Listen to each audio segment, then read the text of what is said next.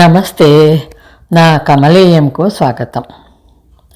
మా అమ్మ నాకు చిన్నప్పుడే క్లాస్ పుస్తకాలే కాకుండా సాహితీ పుస్తకాలు కూడా ముఖ్యంగా ఎండాకాలం సెలవుల్లో చదవటము అలవాటు చేసింది.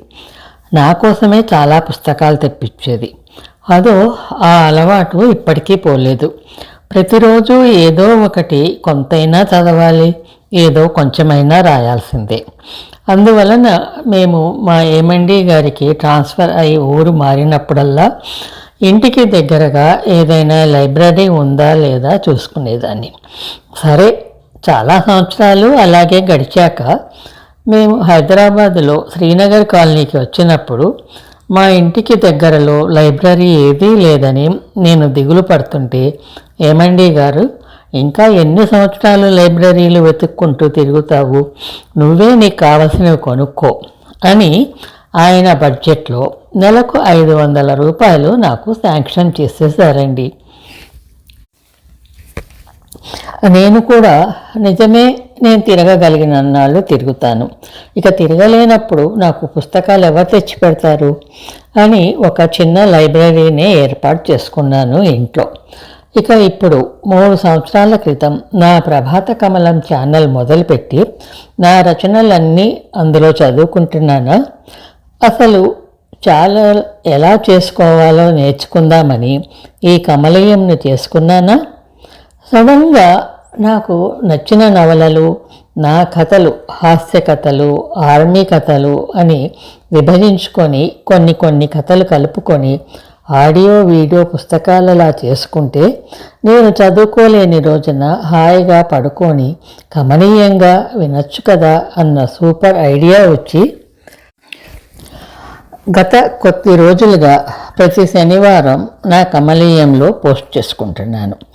ఇక నవలలేమో మీ కథల సమయం ఛానల్ రమ్య చదువుకొని తన ఛానల్లో పెట్టుకున్నవి ఎత్తేసుకొచ్చేసుకొని ఇక్కడే పెట్టేసుకున్నాను. మన పిల్లలండి, ఏమనదు. ఎవరికైనా వినాలని ఆసక్తి ఉంటే నిరభ్యంతరంగా కమనీయంగా వినేయవచ్చు. పనిలో పని మీ కథల సమయం ఛానల్లో కూడా వినవచ్చు. అక్కడ ఇంకా బోలెడు కథలు, కబుర్లు ఉన్నాయి. సరేనా? ఇక ఈరోజు యామిని తిన్ననూరి గారు రాసిన వన్ను మిన్ను అనే సరదా నవల వినిపిస్తుందట రమ్య. విందామా? ఎంత మనం ఎత్తుకొచ్చేసుకున్నా వినే ముందు రమ్యకు, యామిని గారికి ధన్యవాదాలు చెప్పటం మన ధర్మం కదా. యామిని గారు, రమ్య మీకిద్దరికీ చాలా చాలా థ్యాంకులు. రమ్య, మేము రెడీ, ఇక చెప్పమ్మా. Hello friends, welcome to me కథల సమయం. నేను మీ రమ్య. హలో అండి. సాధారణంగా వియ్యప్రాళ్ళంటే ఒకరి నుండి మరొకరు మర్యాదలు ఆశిస్తూ లేనిపోని బింకాలు పోతూ ఉంటారు. అందరూ కాదు కానీ కొంతమంది వియ్యప్రాళ్ళను చూస్తే మాత్రం మిస్సమ్మ సినిమాలో సూర్యకాంతం, ఛాయాదేవి గుర్తుకొస్తారు. కానీ యామిని తిన్ననూరి గారి వన్ను మిన్ను ఒక గోల్ అనే కథలోని వియ్యప్రాళ్ళు మాత్రం అలా ఉండరు. మరి ఎలా ఉంటారబ్బా అనుకుంటున్నారా? ఇంకెందుకు ఆలస్యం, కథలోకి వెళ్ళి తెలుసుకుందాం రండి. అనగనగా కరోనాకి చాలా సంవత్సరాల పూర్వం జరిగిన కథ. ట్రింగ్ ట్రింగ్ అంటూ పిలుపు ల్యాండ్లైన్ ఫోన్ నుండి. వాకిట్లోంచి అత్తగారు వనజాక్షి పరుగున వచ్చింది. సరిగ్గా అదే టైంకి శబ్దం విని కోడలు పద్మావతి కూడా పరుగున వచ్చింది. సరిగ్గా ఫోన్ దగ్గరకు వచ్చి రిసీవర్ మీద చేయి పెట్టేసరికి జరగాల్సిన ప్రమాదం జరిగే పోయింది. ఇద్దరు ఢీ కొట్టేసుకోవడం, ఇద్దరు నుదుర్లు బొప్పి కట్టేయడం. రుసరుసలాడుతూ వనజాక్షి చేతిలో రిసీవర్ పెట్టి నేరుగా వంటగదిలోకి దూసుకెళ్ళింది పద్మావతి. అంతే వేగంగా ఫ్రిడ్జ్ లోంచి ఐస్ తెచ్చింది. అత్తా కోడళ్ళు అన్నాక రుసరుసులు సహజమే అయినా వీరి రూట్ కాస్త సపరేటు. మేనత్త మేనకోడలు, అవునన్నా కాదన్నా రక్త సంబంధం. అరుచుకున్నా ఖర్చుకున్నా ఒకటైపోతారు అవసరానికి.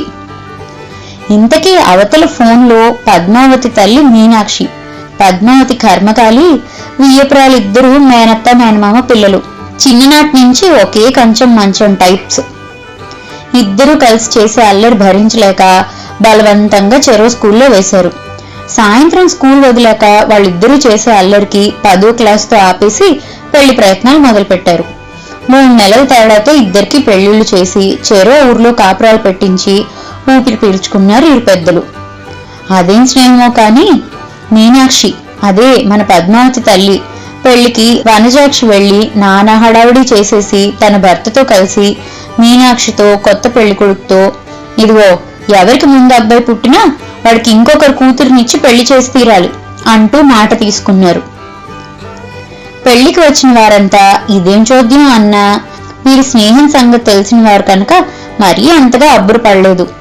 వాళ్ళ అల్లరికి ఇబ్బంది పడిన వాళ్ళు మాత్రం ఖచ్చితంగా మీరు వియ్యం అంది తీరుతారని మనఃపూర్వక ఆశీర్వాదాలు చేశారు. ఇద్దరూ వియ్యప్రాళ్లే కొట్టుకు చావాలని మనసులో కోరుకుంటూ. అనుకున్నట్లే మీనాక్షి పెళ్లైన నెలకే వనజాక్షి నెల తప్పి 12 కొడుకుని కన్నది. పురిటి మంచం మీద నుంచి కబురు చేసి, నేను నీ అల్లుడిని కనేశాను, నా కోడల్ని కని అంటూ పర్మిషన్ ఇచ్చేసింది. అందరూ నవ్వారు వీళ్ల తొందర చూసి. ఇద్దరి కోరిక ఫలించి మీనాక్షి 2 ఏళ్ల తేడాతో చక్కని చుక్కని కన్నది. ఆ ఇద్దరిని తల్లుల అభిప్రాయాలకి బద్దుల్ని చేసి పెంచారు.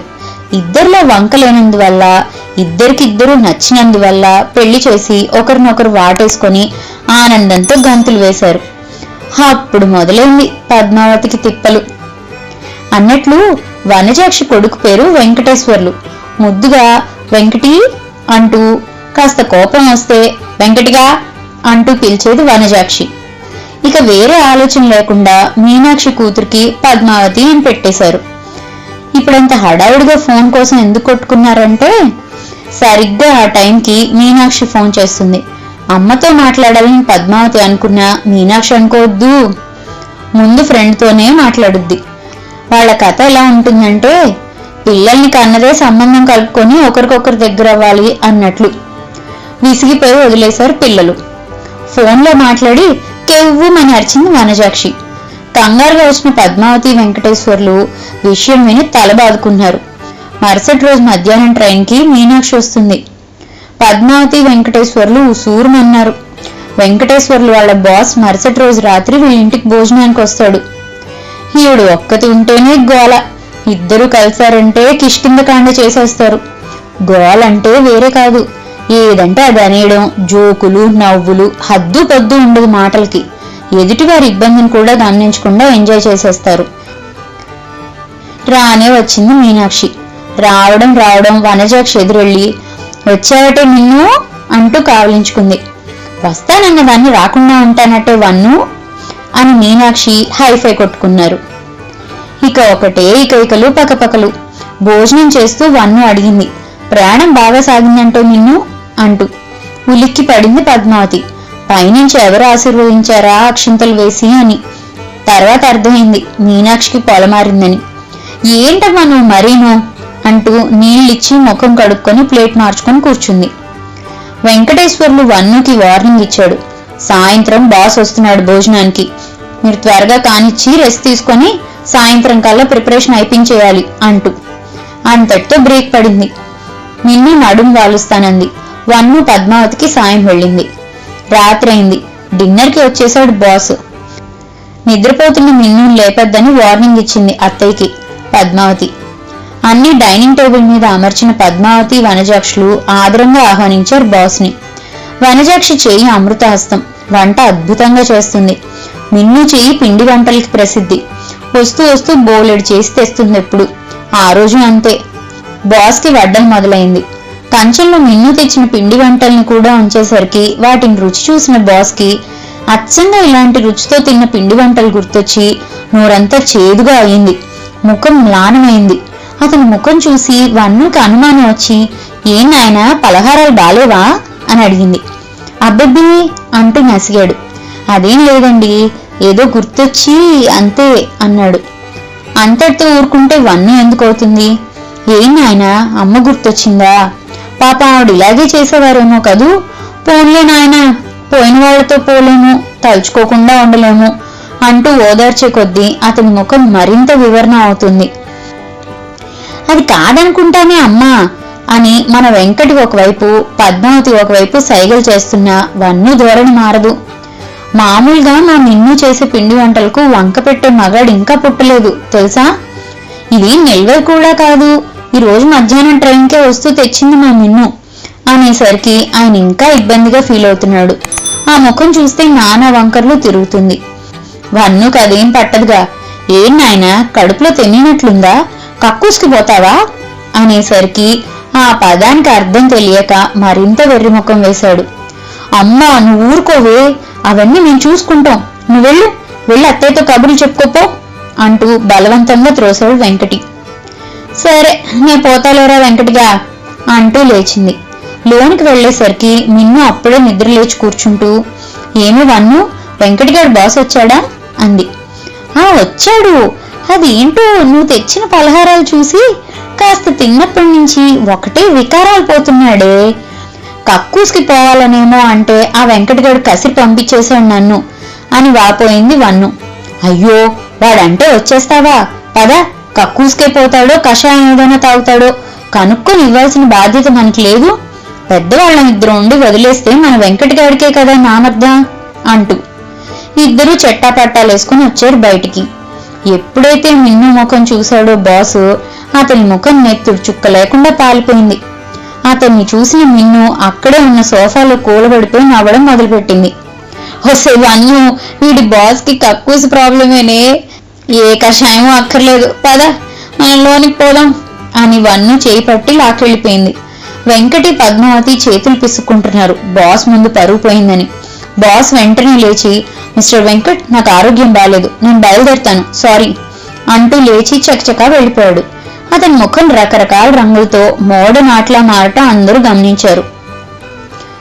బాస్ ని సాగనంపిన వెంకటి మొహం గంటు పెట్టుకుని వచ్చి కూర్చున్నాడు. ఇంకా ఆగని మిన్ను వన్నుల నవ్వులు చూసి మరింత మండిపోయింది పిల్లలిద్దరికి.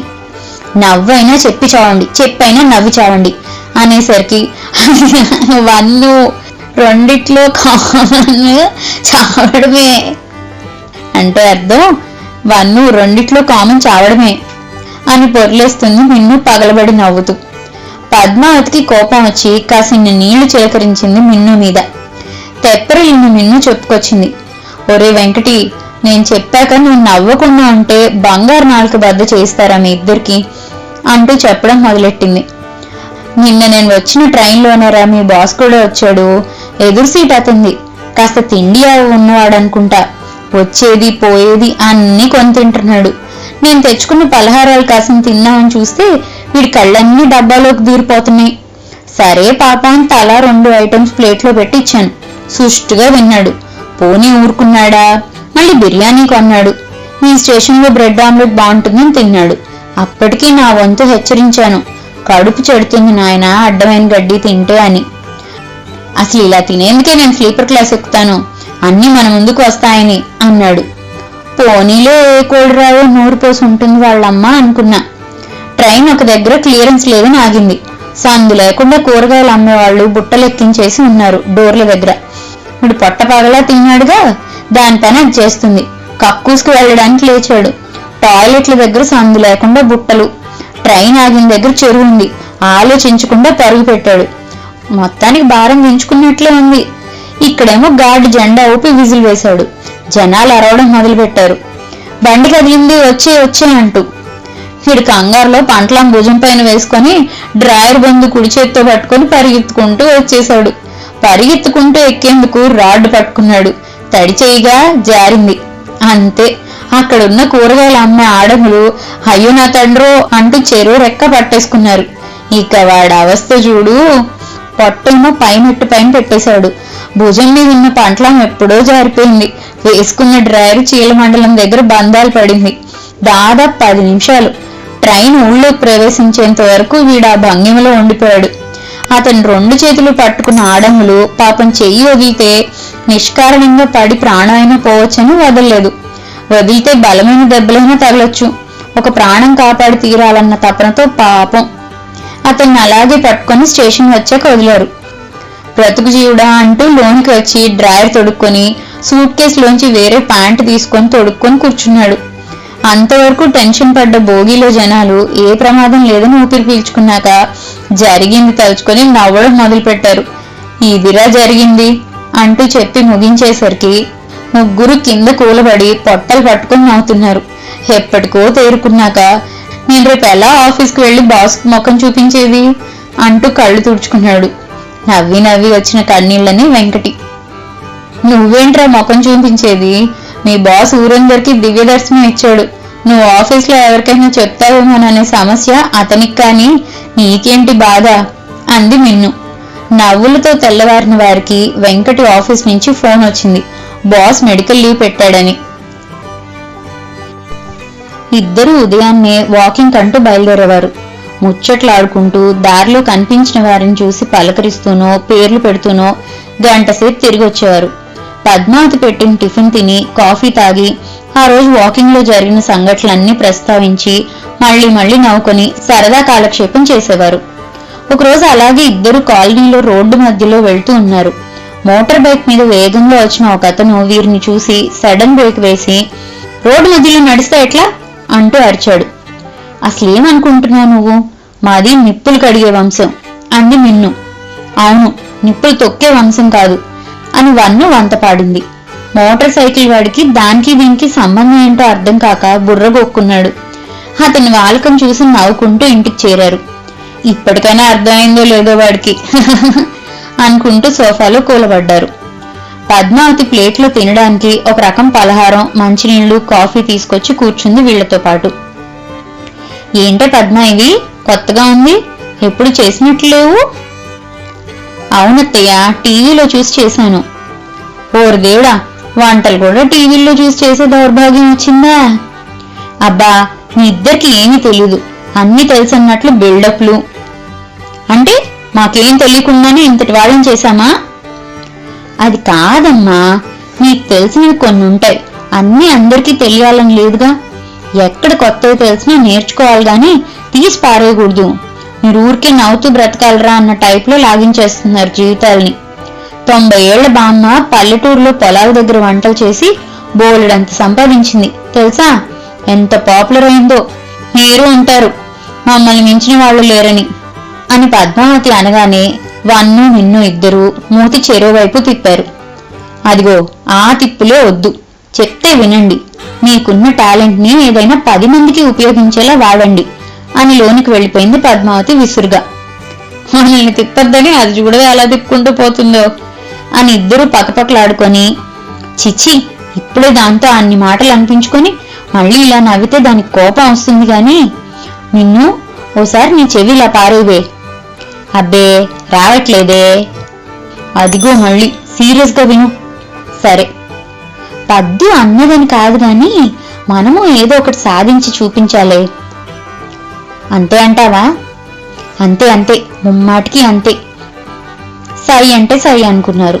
ఇద్దరు గదిలో చేరి తలుపులు బిడాయించుకున్నారు రహస్య సమావేశం కోసం. ఇద్దరు మంచం పైన కూర్చున్నారు. ఏదేమైనా ఈ విషయం కాస్త సీరియస్ గా ఆలోచిద్దాం అని గట్టి తీర్మానాలు చేసుకున్నారు.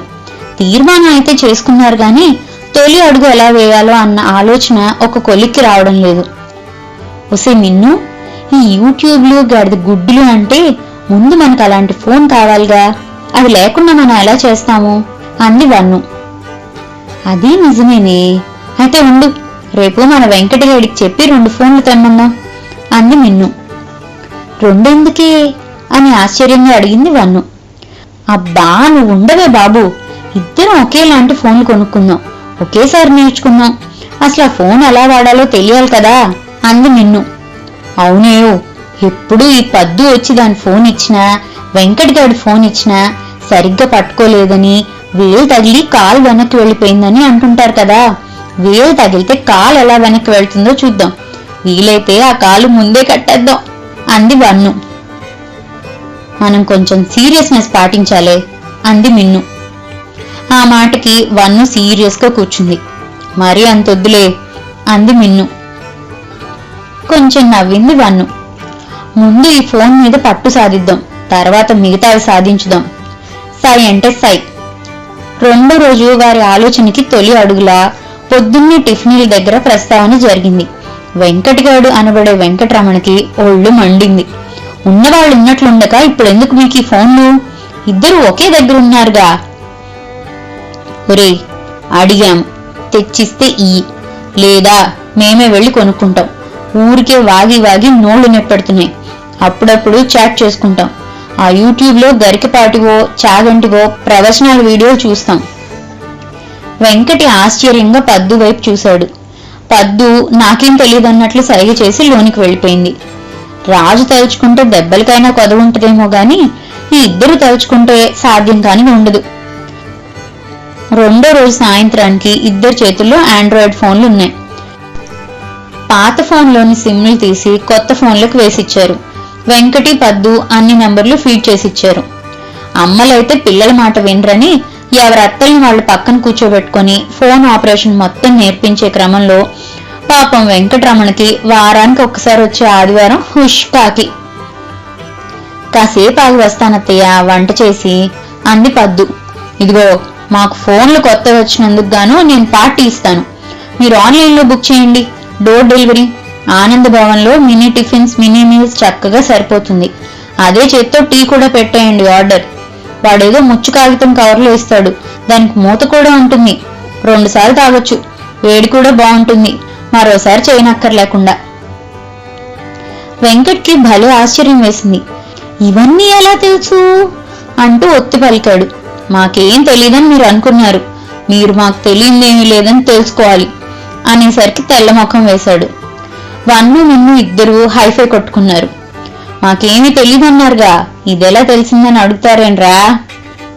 అబ్బా మాట రాసి కన్నాళ్ళే తల్లులారా, చెప్పండి. ఒసే విన్ను, వీడికి చెప్పండి ముద్దు దిగదు గాని చెప్పేవే. ఈ మధ్య రోజు నువ్వు పద్దు విస్సుగడికి, అదే మా గారాల మనవడికి సెలవులను వస్తే వాడిని మాకు తోడుంచి హైదరాబాద్లో పెళ్లికి వెళ్ళారుగా. అప్పుడు వాడు ఇవే ఆర్డర్ చేసి మమ్మల్ని అపురూపంగా చూసుకున్నాడు. మా బంగారు తండ్రి. వాడే చెప్పాడు, ఎందుకు బామ్మలు, హాయిగా ఎంజాయ్ చేయండి, ఎప్పుడూ చేసేదేగా వంట, జస్ట్ ఫర్ ఎ చేంజ్ అని కూడా అన్నాడు. చేశాడు, చేశాను. ఏంటా తిక్క మాటలు? అదేరా, ఆర్డర్ చేశాడు, ఎంజాయ్ చేశాను. వెంకటి మనసులో తిట్టుకున్నాడు. వీడి దుంపదగా ఇది కూడా నేర్పించేశాడు. ఇక ఆండ్రాయిడ్ ఫోన్లతో ఎన్ని పాటలు పడాలో దేవుడా. చెప్పాంగా, ఇక ఫోన్లో గేమ్లు పెట్టండి.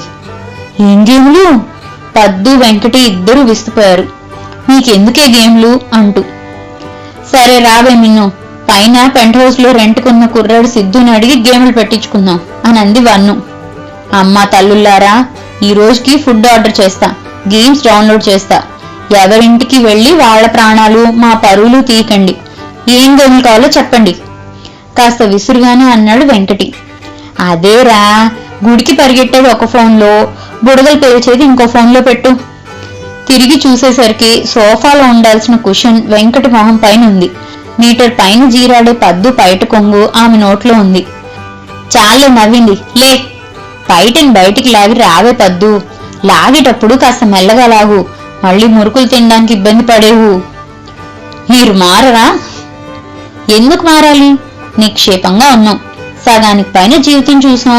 నవ్వుతూ నవ్వుతూ బ్రతుకులు తెల్లారించుకోవాలి గాని వెదవ సనుగుళ్ళెందుకు? ఎవరినీ చూసి ఆడవట్లేదుగా, ఇంకేమిటి మీ బాధ? ఇలా అయితే మేము మా దారి వేరే వెతుక్కుంటాం. ఏంటి, ఇద్దరు ఊరు వెళ్ళిపోతారా? ఎందుకు? ఓల్డేజ్ హోమ్కి పోము. మేమంత ఏజ్ అయిన వాళ్ళమేమీ కాదు. ఎక్కడైనా పీజీలో చేరుతాం, లేదా ఇదే కాలనీలో ఒక ఇల్లు రెంట్కి తీసుకుంటాం. నీకెవ్వరూ ఇల్లివ్వరు అన్నాడు వెంకటి. మాతో పెట్టుకోవద్దురోయ్. ఊర్లో ఉన్న మాగాణి చెక్కలు అక్కడక్కడ ఉండేవి అమ్మినా నీ ఇంటికంటే పెద్దది కొనుక్కుంటాం. మా తదనంతరం విసుగడికి రాసిపెట్టి పోతాం. ఏమనుకున్నావో? విషయం అనవసరంగా చాలా దూరం పోతుందని వెంకటి, సరే సరే మీకు గేములు పెట్టిస్తా గానీ ఇంకెప్పుడు హాస్టల్స్ హోమ్లు అనకండి అని బ్రతిమాలుకున్నాడు. అలా రా దారికి అనుకున్నారు ఇద్దరు. 2 ఫోన్లలో గేమ్స్ ఇన్స్టాల్ చేశాడు. ఒకటి టెంపుల్ రన్, ఇంకొకటి బబుల్ షూటర్. ఏ మాటకా మాట ఇద్దరు కూడా శ్రద్ధగా నేర్చుకున్నారు. వైఫై ఎలా కనెక్ట్ చేయాలో ప్రతిదీ నేర్చుకున్నారు ఓపిగ్గా. పిన్ను, ముందు నేను ఈ ఫోన్లో బబుల్ షూటర్ గేమ్ ఆన్ చేయి అంది మిన్ను. సరే చేశారా అని పిలిచింది వన్ను. ఇద్దరు పక్క పక్కన కూర్చున్నారు. ఓపెన్ చేయగానే రంగురంగుల బాల్స్ గురి చూసి కొట్టడం, అవి పేలేసరికి చిన్న పిల్లలా కేరింతలు కొట్టడం, ఒకటే నవ్వులు. బయట హాల్లో కూర్చున్న పద్మ వెంకటరమణకి హాయిగా ఉంది. వీళ్ళు పాపం మంచి వాళ్లే, అల్లరి వాళ్ళు. వీళ్ళు నవ్వించేస్తారు, నవ్వాపుకోలేక పక్కన వాళ్ళు చచ్చిపోతారు కూడా. ఒకసారి ఇలాగే ఫినిక్స్ మాల్ కి తీసుకెళ్లారు. గ్రౌండ్ ఫ్లోర్ లోనే మొదలైంది వీళ్ళ అల్లరి. ఒరే వెంకటి, మేం పైకి రాం, ఇక్కడే కూర్చుంటాం, మీరెళ్ళొచ్చేయండి అంటూ పంపించేసి కూర్చున్నారు. సరే, ఎక్కడికి వెళ్ళకండి, ఇక్కడే కూర్చోండి అని చెప్పి ఇద్దరు పైకెళ్ళి వచ్చేసరికి కింద దృశ్యం చూసి విస్తుపోయారు. వీళ్ళిద్దరితో పాటు ఒక అబ్బాయి ఏడుపు ముఖంతో నిలబడున్నాడు. కోపంతో తెల్లటి ఆ పిల్లాడి ముఖం కందగడ్డలా ఎర్రబారిపోయింది. చుట్టూ పోలడంతమంది అబ్బాయిలు అమ్మాయిలు తెగ నవ్వుతున్నారు వీళ్ళని చూసి. వెంకటరమణ వెళ్లి ఏమైందని అడిగాడు. వాడు దాదాపుగా ఏడు ముఖంతో కోపంగా ఏదో చెప్పాడు. వస్తున్న కోపాన్ని, తన్నుకొస్తున్న నవ్వుని ఎట్లాగో అదిమిపెట్టి వాడికి సర్ది చెప్పి పంపించి వీళ్ళిద్దరిని దాదాపుగా లాక్కొచ్చినట్లుగా తీసుకొచ్చి కారులో కుదేసి ఇంటికి వచ్చి అంతవరకు ఆపుకున్న నవ్వు భళ్ళుమంటూ గాజు సీసాలా పగిలింది. డొక్కల్లో నొప్పి వస్తుంది నవ్వి నవ్వి వెంకటికి. పద్మ వన్ను మిన్నుల దగ్గరే ఉండిపోయింది కనుక తనకి అర్థం కాలేదు. భర్త అలా నవ్వుతుంటే అయోమయంగా చూస్తుంది. వీళ్ళిద్దరినీ చూసిన వన్ను నిన్ను పెద్ద క్వశ్చన్ మార్కులతో కూర్చున్నారు. వెంకటి నవ్వాపుకొని వివరం చెప్పకపోతాడా అని. అమ్మా, అత్తయ్య, అసలు ఏం జరిగిందో మీరు చెప్పాలి. ఎంతో సేపటికి నవ్వాపుకున్న వెంకట అడిగేసరికి తెగ ఉత్సాహం వచ్చేసింది ఇద్దరికి. అంతలో మిన్ను, అదేంట్రా ఆ జుట్టుపోలుగాడు అంతసేపు నీ చెవులు కోరికాడుగా, ఏమీ అర్థం కాలేదా? వాడు చెప్పేది చెప్పాళ్లే, అసలు మీరు వాడిని ఏం అడిగారో అది చెప్పండి అన్నాడు వెంకటి. ఏం లేదురా, మీరు అటు వెళ్ళగానే యువతల వైపు అద్దాలు తలుపు తోసుకొని ఆ జుట్టుపోలుగాడు వస్తున్నాడు. చూసావుగా వాడు అవతారం. పాప అమ్మ అబ్బా లేని బిడ్డల్లా ఉన్నాడు. బక్క చిక్కిపోయి, డొక్కలు ఎండిపోయి, చిరిగిపోయిన ప్యాంటు, బుష్కోటు తొడుక్కొని తైల సంస్కారంలో జుట్టు ముఖం మీద పడుతున్నా పైకి తోసుకోవడం లేదు. కాళ్ళు ఈడ్చుకుంటూ వస్తుంటే ఇద్దరు అమ్మాయిలు వస్తున్నా వాడికి కనబడలేదు. ఢీ కొట్టేస్తే వాళ్ళు తిట్టారు. వాళ్ళు వాడిని తిడితే మీకేమి? అయ్యో, ముందు గుడ్డివాడు అనుకున్నానురా, అందుకే వెళ్ళి వాడు చేయి పట్టుకుని తీసుకొచ్చా వన్ను కూర్చున్న దగ్గరికి, కళ్ళు కనబడవేమో అని. వాడు దగ్గరికి వచ్చాక ఆశాంతం తలెత్తి ముక్కు మీదుగా చూస్తున్నాడు మమ్మల్ని. అదేం చూపు, మాయదారి చూపు అనిపించింది. కాని పాపం కళ్ళు కనిపిస్తున్నాయిలే అని కాస్త మనసు నిమ్మళించింది. వన్ను అందుకుంది. మిన్ను, అలా చెప్పేస్తే ఎలాగే, వీళ్ళని సీన్లోకి తీసుకెళ్దాం రా అంటూ పద్దు వెంకటి ఇద్దరిని పక్క పక్కన కూర్చోబెట్టి చేతిని దృష్టి తీస్తున్నట్లు గిర్రుగిర్రును తిప్పి, అదిగో అది జరిగింది అంటూ సీన్లోకి తీసుకెళ్ళింది. అది ఫినిక్స్ మాల్ గ్రౌండ్ ఫ్లోర్. వన్ను మిన్ను కూర్చొని పాప్కార్న్ తింటున్నారు. కుప్పెడు జొన్నలు ఇసుకేసి వేపితే పోయేదానికి వీడు ఒక మిషన్ పెట్టి చేశాడని ఇంత ఖరీదు పెట్టాలా? వీళ్ల మొహాలు మండా. అమ్మేవాడు అమ్ముతాడనుకో, కొనేవాడికి వితరణ ఉండద్దు అని వన్ను అనగానే, నిన్ను అది అక్కడ పెట్టవే, నేను బ్యాగ్లో చెవుడు వేసుకొచ్చా, అవి పరపరలాడిద్దామని వాళ్ళని పంపేశాను, ఇదిగో పట్టు అంటూ చేతి రుమాల్లోకి కొన్ని పంపింది. మెల్లగా తింటున్నారు. ఒసే వన్ను, అటు చూడవే ఆ పిల్లాడిని. తలెత్తి చూసిన వన్నుకి ఆ పిల్లాడు కాళ్ళు ఈడ్చుకుంటూ రావడం చూసింది. ముఖం అంతా పరుచుకున్న జుట్టు, కనీసం పైకి తోసుకునేందుకు కూడా చేతులు లేపలేనంత నీరసంగా నడుస్తున్నాడు. చిరిగిపోయిన షర్టు ప్యాంటు, దీనికి తోడు గుడ్డితనం. చేతిలో కర్ర లేకుండా వచ్చేశాడు. ఇంత ధైర్యంగా వచ్చేశాడు అనుకునేంతలో ఘోరం జరిగిపోయింది. ఇద్దరు అమ్మాయిలు నేరుగా వెళ్తున్నారు మాట్లాడుకుంటూ లోనికి. వీడొచ్చి ఇద్దరికి డాష్ ఇచ్చేసరికి వాళ్ళు వీడిని నానా తిట్లు తిడుతుంటే చూడలేక నిన్ను వెళ్లి తీసుకొచ్చింది. వాడేదో అంటున్నాడు, వీళ్ళకి ఒక్క ముక్క అర్థం కావట్లేదు. చేయి పట్టి బరాబరా ఈడ్చుకొచ్చేసింది. వాడు అయోమయంగా చూస్తున్నాడు. ఒరే అబ్బాయి, నీకెవరూ లేరా అని అడిగింది మన్ను. జుట్టుపోలుగాడు ఏం అర్థం కాక క్వశ్చన్ మార్క్ మొహం పెట్టి చూస్తున్నాడు. ఇలా చూడు అంటూ వన్ను వాడిని చేతి మీద తట్టేసరికి వాడు తలని జిరాఫీలాగా పైకెత్తి మొక్కు మీదుగా వీళ్ళని చూశాడు. ఒసే, వీడికి కళ్ళు కనిపిస్తుందే. అమ్మయ్యా, పోనీలే, అంతవరకు నయం. ఒరే అబ్బాయి, ఇలా కూర్చో. బలవంతంగా గుంజింది. చటుక్కుని కూలబడి ఏదేదో అంటున్నాడు. ఎప్పుడు తిన్నావో, డొక్కలు ఎండిపోయి ఉన్నావు. ఇందా కాసిన చేగోడీలు తిని నీళ్లు త్రాగు. మా అబ్బాయి వాళ్ళు వచ్చాక నీకు డబ్బులు ఇప్పిస్తాము అని కొన్ని చేగోడీలు చేతిలో పెట్టారు. వాడు చిరాగ్గా కదులుతుండేసరికి, ఒరే అబ్బాయి, నీకు ఈ చిరాకంతా జుట్టు వల్లనేరా బాబు, వాళ్ళు రాని, డబ్బులిచ్చాక చక్కగా కత్తిరించుకో, మరీ కళ్ళల్లో పడిపోతుంది, రోడ్డు మీద నడిచేటప్పుడు ప్రమాదం కదూ. వాడు విదిలించుకున్నా ఇద్దరూ వదలట్లేదు. దువ్వెనుందా అని అడిగింది మిన్ను. వాడికి ఒక్క ముక్కన్నా అర్థమైతేనా? చూడు నాయనా, ఇలా జుట్టంతా కళ్ళల్లో పడుతుంటే బాగాలేదు, చూడు, ఇలా చక్కగా పాపిడి తీసి పక్కకు దూకో, కళ్ళు కనిపిస్తాయి, ఎవరితోనూ తిట్టించుకోనక్కర్లేదు. వాడు వీళ్ళు తల మీద చేయి పెడితే చాలు ఉలిక్కి పడిపోతున్నాడు. వీళ్ళేమో వదలరు. చివరికి సైగ చేసి అడిగింది, దువ్వెనుందా అని.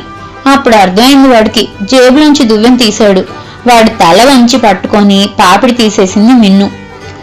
దువ్వేసరికి వాళ్ళు లబలబలాడుతూ లేచి నానా తిట్లు తిడుతుంటే చుట్టూ జనాలు గుమికూడిపోయారు. సరిగ్గా అప్పుడే వెంకటి, పద్దు వచ్చారు. వీళ్ళని వదిలి వాడిని పక్కకు తీసుకెళ్లి అడిగితే వాడి గోడు ఇది అని ఇంగ్లీష్లో వెళ్ళబోసుకున్నాడు. ఈ ఓల్డ్ లేడీ వచ్చి లాక్కెళ్తుంటే ఏదైనా హెల్ప్ కావాలేమో అని కూడా వెళ్ళాను. ఏదేదో అంటూ నన్ను లాగి ఇద్దరి మధ్యలో కూర్చోబెట్టుకొని స్నాక్స్ ఇచ్చారు. నాకేం అర్థం కాలేదు. వెంటనే కోంబు అడిగారు. ఉందని చూపించా. గబగబా లాగేసుకొని నా జుట్టు మొత్తం ఇదిగో ఇలా చేశారు. ఇప్పుడే పార్లర్లో హెయిర్ కలరింగ్, హెయిర్ స్టైలింగ్ చేసుకొని బయటికి వస్తున్నా. నైట్ నాది డాన్స్ ప్రోగ్రామ్ ఉంది, ఇప్పుడు మళ్ళీ వెళ్ళి చేయించుకోవాలి అని చెప్పాడు. వెంకట్కి ఏం చెప్పాలో అర్థం కాక వీళ్ళిద్దరూ విలేజ్ నుంచి వచ్చారని, సిటీలోని స్టైల్స్ పెద్దగా తెలియవని నచ్చజెప్పి అమౌంట్ పే చేస్తానని చెప్తే ఆ పిల్లాడు వద్దులేండి అంటూ వెళ్ళిపోయాడు. ఇది జరిగింది. ఇక సీన్ నుంచి బయటకు వచ్చేద్దామా? మళ్ళీ వెంకటి, పద్దు నవ్వుకున్నారు. వన్ను, మిన్ను మాత్రం కామ్గా ఉన్నారు. చేసిన దానికి సిగ్గుపడుతున్నారనుకున్నారు. ఇద్దరు మౌనంగా లోనికి వెళ్ళిపోయారు. లోనికి వెళ్లి ఒకరినొకరు వాటేసుకొని తెగ నవ్వేసుకున్నారు. రవితేజ మార్క్ నవ్వులు. ఇంతా చేస్తే వీళ్ళు చేసింది తెలియక కాదు. వాడు ఎప్పుడైతే తలపైకెత్తి చూశాడో వీళ్ళకి అర్థమైపోయింది వాడి స్టైల్ అని. అందుకే ఇద్దరు ఒకరికొకరు సైగ చేసుకొని ఆట పట్టించారు. ఇది వారిరువురికి మాత్రమే తెలిసిన రహస్యం. అందుకే గుంభనంగా వచ్చి నవ్వుకున్నారు గది లోపల. అప్పటినుంచి వీళ్ళని బయటికి తీసుకెళ్లాలంటే కాస్తో కూస్తో కాదు, ఎక్కువే భయం వీళ్ళకి. ఇప్పుడేమో ఆండ్రాయిడ్ ఫోన్లు పట్టుకొని ఇంట్లో కాలక్షేపం అవుతుంది. గేమ్ లో బాగా ఇన్వాల్వ్ అయిపోయారు. బబుల్ షూటర్ ఆడి ఆడి విసుగొచ్చేసింది. ఇక చాలే ఈ గేమ్, ఇంకో గేమ్ ఓపెన్ చేద్దాంరా అంటూ టెంపుల్ రన్ ఓపెన్ చేశారు. గేమ్ మొదలైంది. వాడు పరిగెత్తుతూ వచ్చేస్తుంటే వీడేంటే కన్ను మిన్ను కానకుండా మీదికి వచ్చేస్తున్నాడు అంటూ కెవ్వు కెవ్వునంటూ కేకలు. అలా కాదే, పక్కకి పక్కకి అంటూ సలహాలు. ఏదైనా అడ్డం రాగానే ఒరే దూకరా, దూకేరా అంటుంటే వాడేం దూకుతాడే, నువ్వు కదా దూకాల్సింది, ఇటుతే నేను దూకిస్తా అంటూ ఇంకోరు లాక్కోవడం. అయ్యో అయ్యో బంగారు కాసులు ఒక్కటి తీసుకోలేదే అని వాపోవడం. అవి తీసుకెళ్లడానికి వెళ్లే కదే జారిపోయాడు అని నవ్వుకోవడం. ఇలా ఆడి ఆడి ఈ ఆట బోర్ కొట్టేసింది వాళ్ళకి. ఒసే వన్ను, నాకు ఈ ఆటలు నచ్చలేదే, చాలు ఇక ఫోన్ వాడడం వచ్చేసిందిగా, ఇంకేమైనా నేర్చుకుందాం అనేసరికి పద్దు పద్దు అంటూ పిలిచి, ఇంకా గేమ్లు జామ్లు వద్దు, ఇంకేమైనా ఉంటే చూడండి అనేసరికి పద్దు గుండెల్లో రాయి పడింది. మరుసటి రోజు ఉదయం 10 గంటల టైంలో పద్మావతి వాళ్ళు ముందున్న పాతింటి దగ్గర పరిచయస్తులు వచ్చారు. పద్మావతి ఆహ్వానించింది లోపలికి. వాళ్ళు వచ్చి హాల్లో కూర్చొని ఆ మాట ఈ మాట మాట్లాడుకుంటూ ఉంటే వాళ్ళిద్దరికి కాఫీ ఇచ్చి వన్ను మిన్నులకు కూడా కాఫీ తెచ్చింది. వన్ను వాళ్ళని కూడా రమ్మని వాళ్ళకి కాఫీ ఇచ్చింది. తాగేసి ఇద్దరు మేము లోనికి వెళ్తాం, మీరు మాట్లాడుకోండి అని చెప్పి వెళ్ళిపోయారు. వచ్చిన వాళ్ళు అడిగారు, వీళ్ళిద్దరూ అక్క చెల్లినా అని. కాదు, మా అత్తగారు అమ్మ అని చెప్పింది పద్దు. వచ్చిన ఇద్దరిలో ఒక ఆవిడ బోల్డంత ఆశ్చర్యంగా, అవునా, ఇద్దరిని ఒకేసారి ఇంట్లో పెట్టుకున్నావా అని అడిగేసరికి ఏమవుతుంది అలా ఉంచుకుంటే అనింది పద్దు.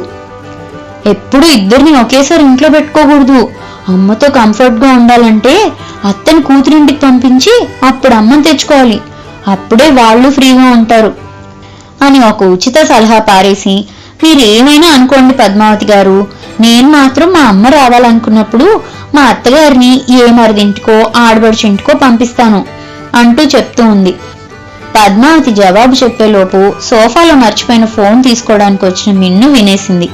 అమ్మాయి, నీ పేరేంటో తెలియదు గాని నువ్వెప్పుడు మా ఇంటికి రాకు, వీలైతే ఎవరింటికి కూడా పోవద్దు. వచ్చిన ఆవిడ మొహంలో రంగులు మారిపోతుంది.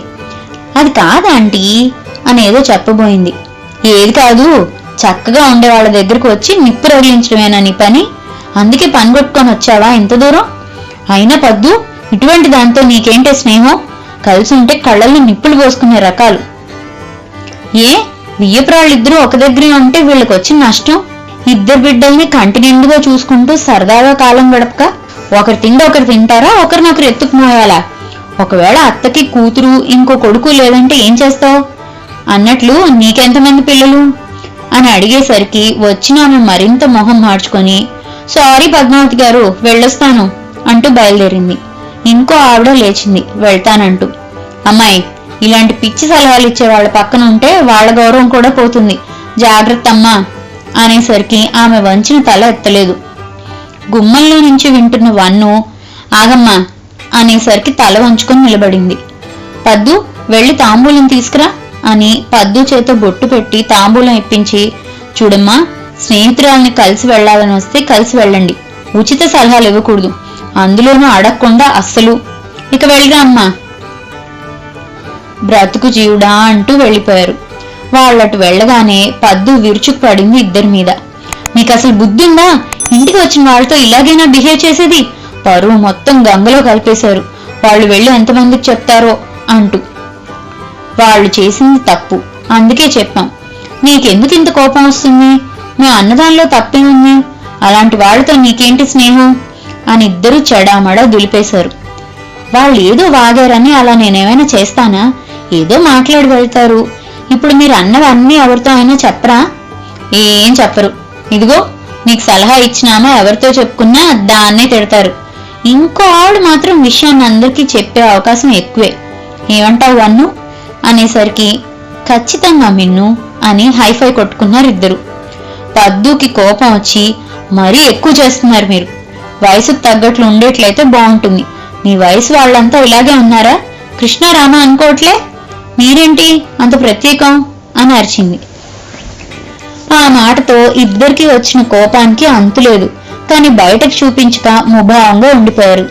ఇద్దరు చెరో ఫోన్ పట్టుకొని ఇయర్ ఫోన్లు పెట్టుకొని కూర్చొని పాటలు వింటున్నారు. పద్మావతి టీ పెట్టిస్తే కాంగా తాగేసి మళ్లీ ఫోన్లో లీనం అయిపోయారు. సాయంత్రం వెంకటి వచ్చేసరికి ఇల్లంతా నిశ్శబ్దంగా ఉంది.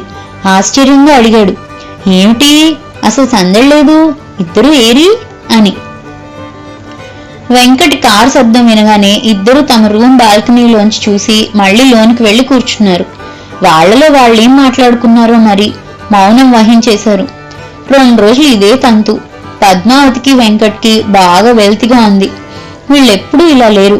వెంకటి పద్మావతి మీద అరిచాడు, నీకెందుకంత విసుగొచ్చింది? వాళ్ళెవరినో అంటే నీకేం నొప్పని గసిరే వాళ్ళని? ఇలా ఎప్పుడైనా ఉన్నారా అసలు? ఇల్లు చూడు ఎలా ఉందో అంటూ. వెంకటి పలకరించినా ఒకటి అరా మాట్లాడుతూ ఓ ఆ అని సమాధానం పొడిగా చెప్పేసి వెళ్లి రూంలో బిడాయించుకుంటున్నారు. ఇద్దరికి ఏం పాల్పోవడం లేదు. పద్మావతి అనవసరంగా అనేసానేనని బాగా ఫీల్ అయి ఇద్దరిని బ్రతిమలాడుకోవడానికి వెళ్ళినా వాళ్ళు అవకాశం ఇవ్వట్లేదు. భోజనానికి కూడా మేము వడ్డించుకుంటాంలే, నువ్వు వెళ్ళు అనేసి కామ్గా వడ్డించుకొని మౌనంగా తినేసి వెళ్ళిపోతున్నారు. ఇక తట్టుకోలేకపోయారు పద్మ వెంకటి ఇద్దరు. వన్ను మిన్నులకి చెప్పి బయటకు వెళ్లారు. వెళ్లి ఒక పార్కుకు వెళ్లి కూర్చొని వీళ్ళెందుకు ఇలా అయిపోయారా అని బుర్ర బద్దలు కొట్టుకున్నారు. లాభం లేదు, మన విసుగాన్ని రప్పించి వీళ్ళని కాస్త మామూలు వాళ్ళని చేయాలి అని డిసైడ్ అయ్యి అక్కడి నుంచే విస్సుకు ఫోన్ చేసి విషయం చెప్పారు. వీళ్ళకి సర్ది చెప్పి కొన్ని రోజులు వాళ్ళని వదిలేయండి, వాళ్లే సర్దుకుంటారు, నేను వీలు చూసుకొని వస్తాలే అని చెప్పాడు. ఆ భరోసా చాలని ఇంటికి వచ్చారు. ఆశ్చర్యంగా ఇద్దరు నవ్వుతూ వచ్చి తలుపు తీశారు. మామూలుగా కబుర్లు చెప్పుకుంటూ ఉంటే వీళ్ళకి భారం దిగిపోయింది. మరుసటి రోజు ఉదయం టిఫిన్ చేసేసి ఇద్దరు చెరువు హ్యాండ్ బ్యాగ్ తగిలించుకొని బయలుదేరారు. మధ్యాహ్నం వరకు రాము, అలా వెళ్ళొస్తాం, ఏదైనా అవసరం వస్తే ఫోన్ చేస్తాం అంటూ వెళ్ళిపోయారు. మధ్యాహ్నం ఇంటి ముందు క్యాబ్ ఆగింది. దానిలోంచి విస్సు క్లాస్మేట్ మధురమ దిగింది. వెనక వీళ్ళిద్దరూ. వారిని ఆ స్థితిలో చూసి పద్మావతి కెవ్వుమని కేకపెట్టి గాబరాగా పరిగెత్తుకొచ్చింది. మధురిమ, ఆంటీ కంగారేం పడకండి, చిన్న యాక్సిడెంట్ అంతే అంటూ పద్దు మధురిమ ఇద్దరు కలిసి జాగ్రత్తగా వాళ్ళని లోనికి తీసుకొచ్చి సోఫాలో కూర్చోబెట్టారు. పద్దు గబగబా వెళ్లి మంచినీళ్ళు తెచ్చింది. ఏమైంది అసలు అని కంగారుగా అడిగింది. వన్ను మిన్ను మౌనంగా ఉన్నారు. పద్దు వాళ్ళని కోపంగా చూసి లోనికి వెళ్లి కాఫీ పెట్టి తీసుకొచ్చి ఇచ్చేసి, మధు నువ్వు ఇలారా, నీకు కాఫీ నచ్చదుగా, వేరే ఏమైనా ప్రిపేర్ చేస్తా అంటూ పిలిచింది. వన్ను మిన్ను ఇద్దరు మధురిమ వైపు చూసి, ఇదిగో బంగారు, అది వివరం కనుక్కునేందుకు పిలుస్తుంది, నువ్వు చెప్పకు సుమి, చెప్తే ఇప్పటి నుంచి బుర్రలు తినేస్తారు మొగుడు పెళ్ళాలు, నువ్వు గాని చెప్పావో నీ జట్టు పచ్చి అంతే అని బుంగమూతి పెట్టుకున్నారు. మధురిమ నవ్వి, చెప్పినందువల్ల నష్టం లేదు బామ్మాస్, మీరంత గొప్ప పని చేసి దాస్తానంటే ఎలా, అప్పటికే లోకల్ ఛానల్ వాళ్ళు మీ న్యూస్ కవర్ చేసేశారుగా అని నవ్వింది. ఏంటి న్యూస్ కవరేజ్ అంటున్నావు మధు అంటూ వచ్చింది పద్మావతి. పెద్దగా కంగారు పడాల్సింది ఏమీ లేదాంటీ, నేను బొటిక్కి వెళ్తుంటే అక్కడ రోడ్డు మధ్యలో పెద్ద గుంపు ఉంటే కారు ఆపి వెళ్లి చూశాను. బామ్మలిద్దరూ మధ్యలో కూర్చొని ఉన్నారు. మోచేతికి కాళ్ళకి దెబ్బలు. ఎదురుగా ఉన్న మెడికల్ షాప్ వాళ్ళు బ్యాండేజ్ తెచ్చి గాయాలు క్లీన్ చేసి ఆయింట్మెంట్ వేశారు. నాకు ఒక్క క్షణం ఏమీ అర్థం కాలేదు. వీళ్ళెందుకు వచ్చారు ఇంత దూరం, మీరెవరూ కనిపించలేదు, వీళ్ళు మా వాళ్ళే అని చెప్పి నేను తీసుకెళ్తానని ఇంటికి తీసుకొచ్చాను అని. బామ్మాస్ 1 వీక్ వరకు ఎక్కడికి బయటకు వెళ్ళకండి, నేను వస్తాను నెక్స్ట్ వీక్, అప్పుడు తీసుకెళ్తాను. ఆల్రెడీ విసుక్ చెప్పాను, నేను వీలు చూసుకొని వస్తుంటాను. ఈలోపు ఆంటీకి సస్పెన్స్ లేకుండా చెప్పండి. ఏం పర్వాలేదు, బాయ్ బామ్మాస్ అంటూ, ఆంటీ బొటిక్ కీస్ నా దగ్గరే ఉన్నాయి, వర్కర్స్ వచ్చి బయట వెయిట్ చేస్తుంటారు, ప్లీజ్ ఏమనుకోకండి, నేనేదో ఒక టైంలో వస్తాను మళ్ళీ అంటూ హడావుడిగా వెళ్ళిపోయింది. వన్ను మిన్ను కూడా బాయ్ చెప్పేసి. ఇప్పటికైనా చెప్తారా లేదా అంటూ ఎదురుగా కూర్చుంది పద్దు. వన్ను చెప్పబోయింది, మిన్ను ఆపేసింది. ఉండవే, వెంకట్ కూడా రాని, ఒకేసారి చెప్పొచ్చు, దీనికోసారి వాడికోసారి చెప్పి నోరు నొప్పుట్టుద్ది. అది నిజమేనేవు, రానివే పద్దు, వాణ్ణి కూడా, కాసేపు మేము రెస్ట్ తీసుకుంటాం అంటూ మెల్లిగా నడుచుకుంటూ రూంలోకి వెళ్ళిపోయారు. చేసేదేం లేక పద్మావతి కూడా లోనికి వెళ్ళిపోయింది. పద్మావతికి ఎప్పుడెప్పుడు భర్త వస్తాడా, వీళ్ళ విషయం ఏంటో తెలుసుకుందామా అని ఒకటే తహతహ. వీళ్ళు ససేమీరా చెప్పట్లేదు. వీళ్ళు ఊహు అంటే ఊహునే, ఊ కొట్టించాలంటే బ్రహ్మ దిగి రావాలి. అప్పటికి ప్రయత్నాలు చాలా చేసింది, ఏదో ఒకలా పలకరించి ఏవేవో అడిగి, వీళ్ళు ఏమన్నా చెప్తారేమో అని. అస్సలు ఘటావి కదిలిస్తేగా. సాయంత్రం కాలింగ్ బెల్ మోగ్గానే వెంకటి వచ్చాడని హుషారుగా తలుపు తెరిచింది. ఎదురుగా ఉన్న వారిని చూసి ఆశ్చర్యపోయింది. ఎవరు కావాలండి అని అడిగింది. వచ్చిన వాళ్ళు, మేడం మేము లోకల్ ఛానల్ నుంచి వచ్చాం, మార్నింగ్ జరిగింది మీకు తెలిసి ఉంటుంది, ఆ పెద్దవాళ్లతో ఇంటర్వ్యూ తీసుకోవాలని వచ్చాం అనేసరికి చాలా ఆశ్చర్యపోయింది పద్దు. తెలీదు అని చెప్పలేక, ఏం జరిగింది అని అడగలేక చాలానే ఇబ్బంది పడింది. ఏమైనా కాస్త ప్రెస్టీజ్ ఇష్యూ కదా. మా వారు ఇంకా ఆఫీస్ నుంచి రాలేదండి, వచ్చాక కనుక్కొని అప్పుడు చెప్తాను అంది. పర్వాలేదు మేడం, మేము ఇంటర్వ్యూ తీసుకునేది వాళ్ళిద్దరితోనే, మీకే ఇబ్బంది లేదు. మాకేం ఇబ్బంది లేదండి, కానీ ఆయన వచ్చాకైతే బాగుంటుంది. అంతలో బాల్కనీలోంచి చూసిన వన్ను, ఒసే మిన్ను, మన వెంకటి కాదు వచ్చింది, ఇంకెవరో అంటూ లోనికి వెళ్ళిపోయింది. పైకి చూసిన అమ్మాయి, సార్ అదిగో సార్ ఆ లేడీస్ పైన ఉన్నారు అంటూ, మేడం వాళ్ళు ఉన్నారుగా మేడం, ఒక్క అరగంట ఇంటర్వ్యూ తీసుకుని వెళ్ళిపోతాం మేడం అంటుండగానే వెంకటి వచ్చాడు. పద్మావతి కంటే ముందుగానే వాళ్ళని పరిచయం చేసేసుకున్నారు. వెంకటి వాళ్ళని లోనికి రమ్మని హాల్లో కూర్చోబెట్టి ఫ్రెష్ అయి వస్తానని వెళ్ళాడు. వాళ్ళకి అతిథి మర్యాదలు చేసేందుకు పద్దు లోనికి వెళ్ళింది. వాళ్ళు హాల్లో కూర్చున్నారు. వెంకట్ ఫ్రెష్ అయి వచ్చి కూర్చున్నాడు. పద్దు టీ బిస్కెట్స్ తెచ్చింది. నలుగురు కూర్చుంటే ముందుగా వచ్చినతను, సార్ మీ ఇంట్లో ఉన్న 2 పెద్దవాళ్ళని ఇంటర్వ్యూ చేద్దామని వచ్చాం సార్, మేము ఇక్కడ లోకల్ ఛానల్ నడుపుతున్నాము. ఈరోజు మార్నింగ్ జరిగిన ఇన్సిడెంట్ మా అందరినీ బాగా ఇన్స్పైర్ చేసింది, మీరు ఒప్పుకుంటే మేము వారితో ఇంటర్వ్యూ తీసుకుంటాం సార్ అని ఎంతో వినయంగా అడిగాడు. అసలు కథా కమాంషి ఏంటో చెప్పండి అనేసరికి అతను ఆ అమ్మాయి వైపు చూసి సైగ చేశాడు. ఆ అమ్మాయి తన ఫోన్ వెంకట్ చేతికిచ్చింది, వీడియో ఆన్ చేసి. వెంకట్ వెనక చేరింది పద్దు ఉత్సుకతతో. చూసే కొద్దీ వారి కళ్ళు పెద్దవై నోరు తెరుచుకుంది. ముందుగా ఇద్దరు ఒక షాప్ ముందు నిలబడి ఉన్నారు. ఒక అమ్మాయి సన్నగా పొడుగ్గా ఉంది. వచ్చి వీళ్ళ పక్కగా నిలబడింది. వీళ్ళ అమ్మాయిని ఏదో అడిగారు. ఆ అమ్మాయి బుద్ధిగా సమాధానం చెప్తూ చేయి చూపించింది ఒక దిక్కుగా. అప్పుడే ఒక మోటార్ బైక్ మీద 3 మగపిల్లలు వచ్చి ఈ అమ్మాయి చాపిన చేతిని పట్టుకొని ఏదో అన్నారు. ఆ అమ్మాయి కోపంగా ఏదో అని చేయి విదిలించుకుంది. వాళ్ళంతటితో వదలకుండా ఆ అమ్మాయి చుట్టూ బైక్తో తిరుగుతూ వెకిలిగా నవ్వుతున్నారు.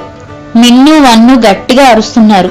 వాళ్ళు లెక్క చేయకుండా ఆ పిల్ల చున్ని పట్టుకు లాగారు. ఆ అమ్మాయి బలంగా గుంజేసరికి చున్ని వదిలేసేసరికి ఆ విసురుకి ఆ అమ్మాయి వెనక్కి పడిపోతూ వన్ను మిన్నుల వైపు పడింది. అప్పటికి వాళ్ళు ఊరుకోకుండా వచ్చి ఆ పిల్లని ఏదో అంటూ దగ్గరకు వచ్చేసరికి వన్ను వెనకాల కూర్చున్న వాడిని తోసింది. అనుకోని సంఘటనకి వాడు క్రింద పడ్డాడు. బండి అటు ఇటు ఊగి కొంత దూరం వెళ్లి పడిపోయింది. వన్ను మాత్రం పడిపోయిన వాడిని చొక్కా పట్టుకొని ఎడా పెడా వాయించేసింది. మిన్ను బండిని పట్టుకుంది. వాడు ర్యాష్ గా రైస్ చేసేసరికి మిన్ను పడిపోయిన బండి వదలలేదు. అంతలో వేరే కారు అడ్డు రావడం, తప్పనిసరి బండి ఆపాల్సి రావడం, ఆ ఇద్దరిని మిన్ను చెరో చేత్తో లాగేయడం అంతా చకచకా జరిగిపోయింది. అంతవరకు చోద్యం చూస్తున్న జనాలు తేరుకొని వాళ్లకు దేహశుద్ధి చేశారు. వన్ను మిన్నులను కూర్చోబెట్టి సేద తీర్చారు. వెంకటికి పద్దుకి నోట మాట రాలేదు. ఇంత జరిగిందా అని ఆశ్చర్యపోయి అసంకల్పితంగా ఇద్దరూ ఒకేసారి అమ్మా అంటూ గట్టిగా అరిచేశారు. తలుపు తెరుచుకొని ఇద్దరు బయటకు వచ్చారు. లోకల్ ఛానల్ నుంచి వచ్చిన ఇద్దరు గబుక్కను లేచి నిల్చున్నారు. నమస్తే మేడం అంటూ ఇద్దరికి విష్ చేశారు. వన్ను మిన్ను నమస్తే నమస్తే అంటూ వచ్చి కూర్చున్నారు. వచ్చినతను మేడం మీరిద్దరూ ఉదయం ఆ ఆకతాయిలకు బుద్ధి చెప్పిన తీరు అమోఘం. అసలు ఎవరూ ఈ వయసులో చేయని ధైర్యం చేశారు. అతని మాట పూర్తి కాకముందే వన్ను అంది. మాటికి ముందు వయసు వయసు అంటారేంటి? మనసుని మనం కంట్రోల్లో పెట్టుకుంటే వయసు ఏమి చేయదు. అది కంట్రోల్లోనే ఉంటుంది. మీకు వయసు అయింది అంటుంటే మా కొళ్ళు మండిపోతుంది. మా వరకు మేము బాగానే ఉన్నాం.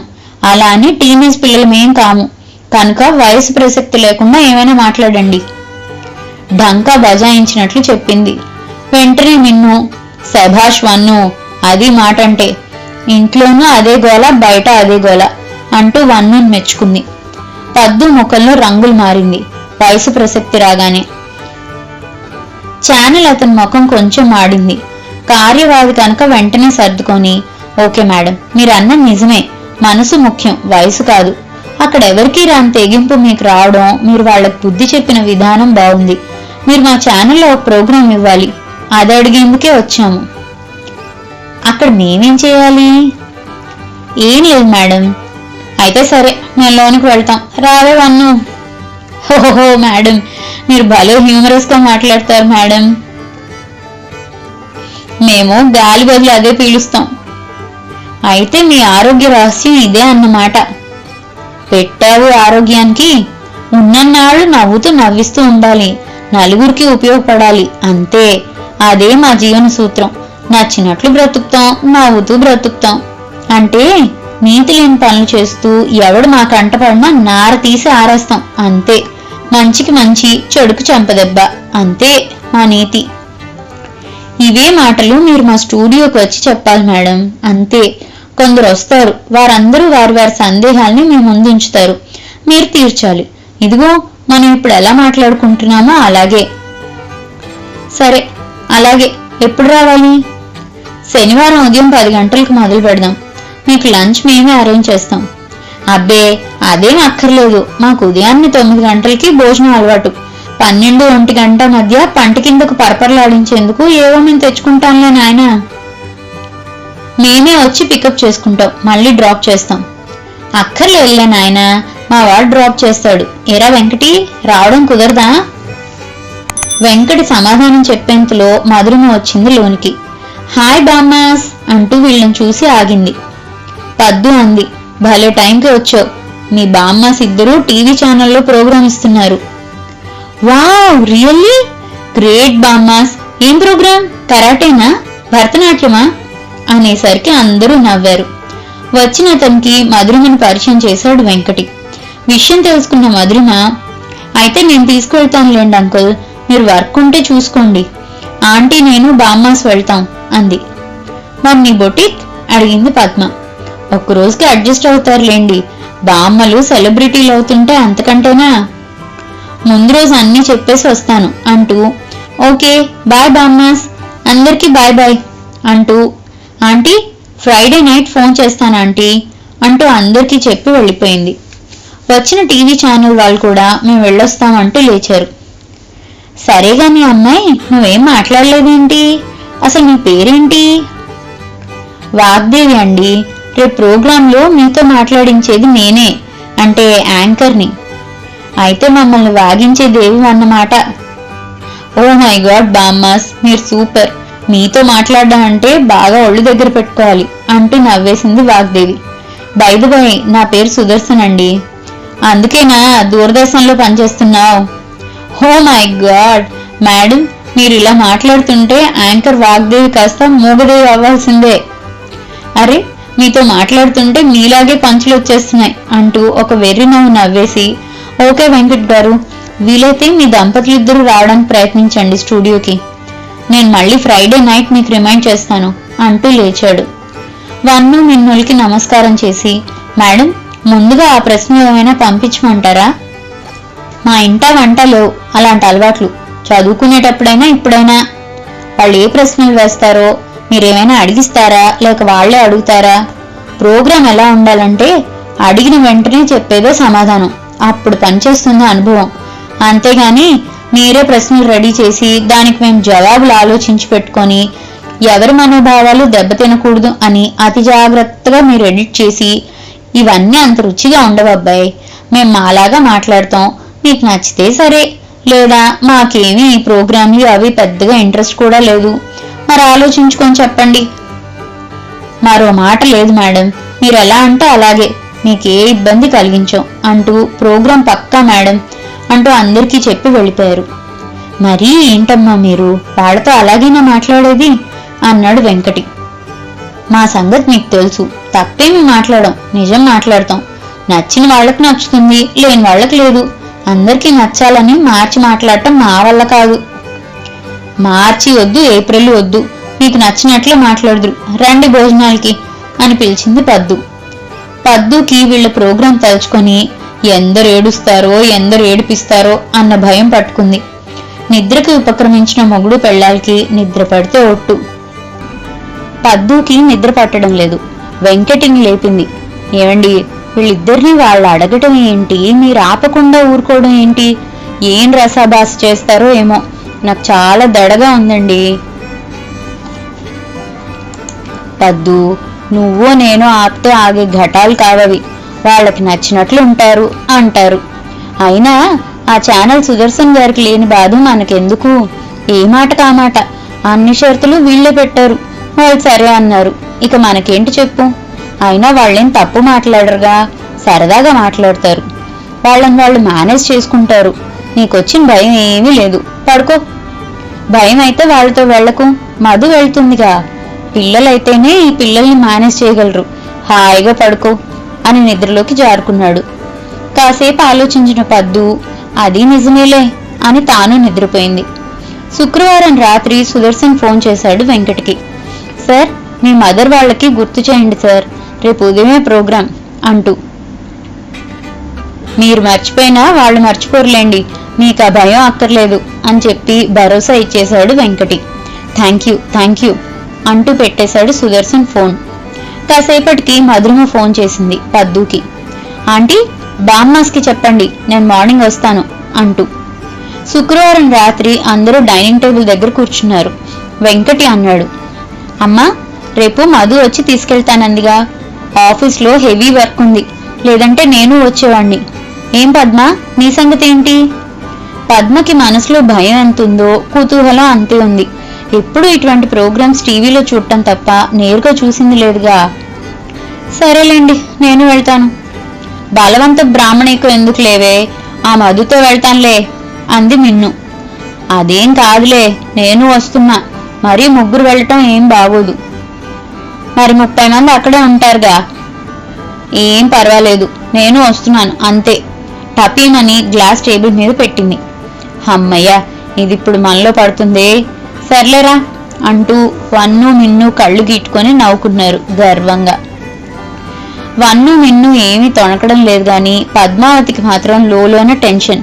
ప్రోగ్రాం రసాభాస్ కాకుండా చేయదేవుడా అని మొక్కుకుంటుంది. తెల్లారింది. రోజు కంటే ముందుగా లేచి పూజ అది చేసి వంట చేసేసింది. వీళ్ళిద్దరూ బాగానే ఉన్నారు. లేచి ఎప్పట్లా వాళ్ళ పనులు వాళ్ళు చేసుకుని రెడీ అయ్యారు. సుడిగాల్లో వచ్చేసింది మధురిమ. గుడ్ మార్నింగ్ బామ్మాస్ అంటూ. Very good morning. రారా కాఫీయో టిఫినో చేద్దు గాని అంటే, నో నో నో, నేను ఇడ్లీ తినేసి బయలుదేరా. కాఫీ మాత్రం ఓకే. పద్దు ఆంటీ చేతి కాఫీ త్రాగి చాలా రోజులైంది. అవును బామ్మాస్, ఏంటి మరీ ఇంత సింపుల్ గా తయారయ్యారు? మీరు సెలబ్రిటీలు, ఇప్పుడు బ్రైట్ గా కనిపించాలి. సెలబ్రిటీలు అంటే బ్రైట్ గా కనిపించకపోతే సెలబ్రిటీలు అని ఒప్పుకోరా ఏం పిల్ల? అదేం కాదు బామ్మాస్, కలర్ఫుల్ గా ఉంటే బాగుంటుంది. రండి మీ శారీస్ చూపిస్తే నేను సెలెక్ట్ చేస్తా అంటూ హడావుడు పెట్టింది. ఇద్దరూ కామ్గా వెళ్లి వాళ్ళ చీరలు చూపించారు. వాటిల్లో 2 తీసి ఇద్దరికి చెరొకటిచ్చి కట్టుకోమంది. మాట్లాడకుండా కట్టుకొచ్చారు.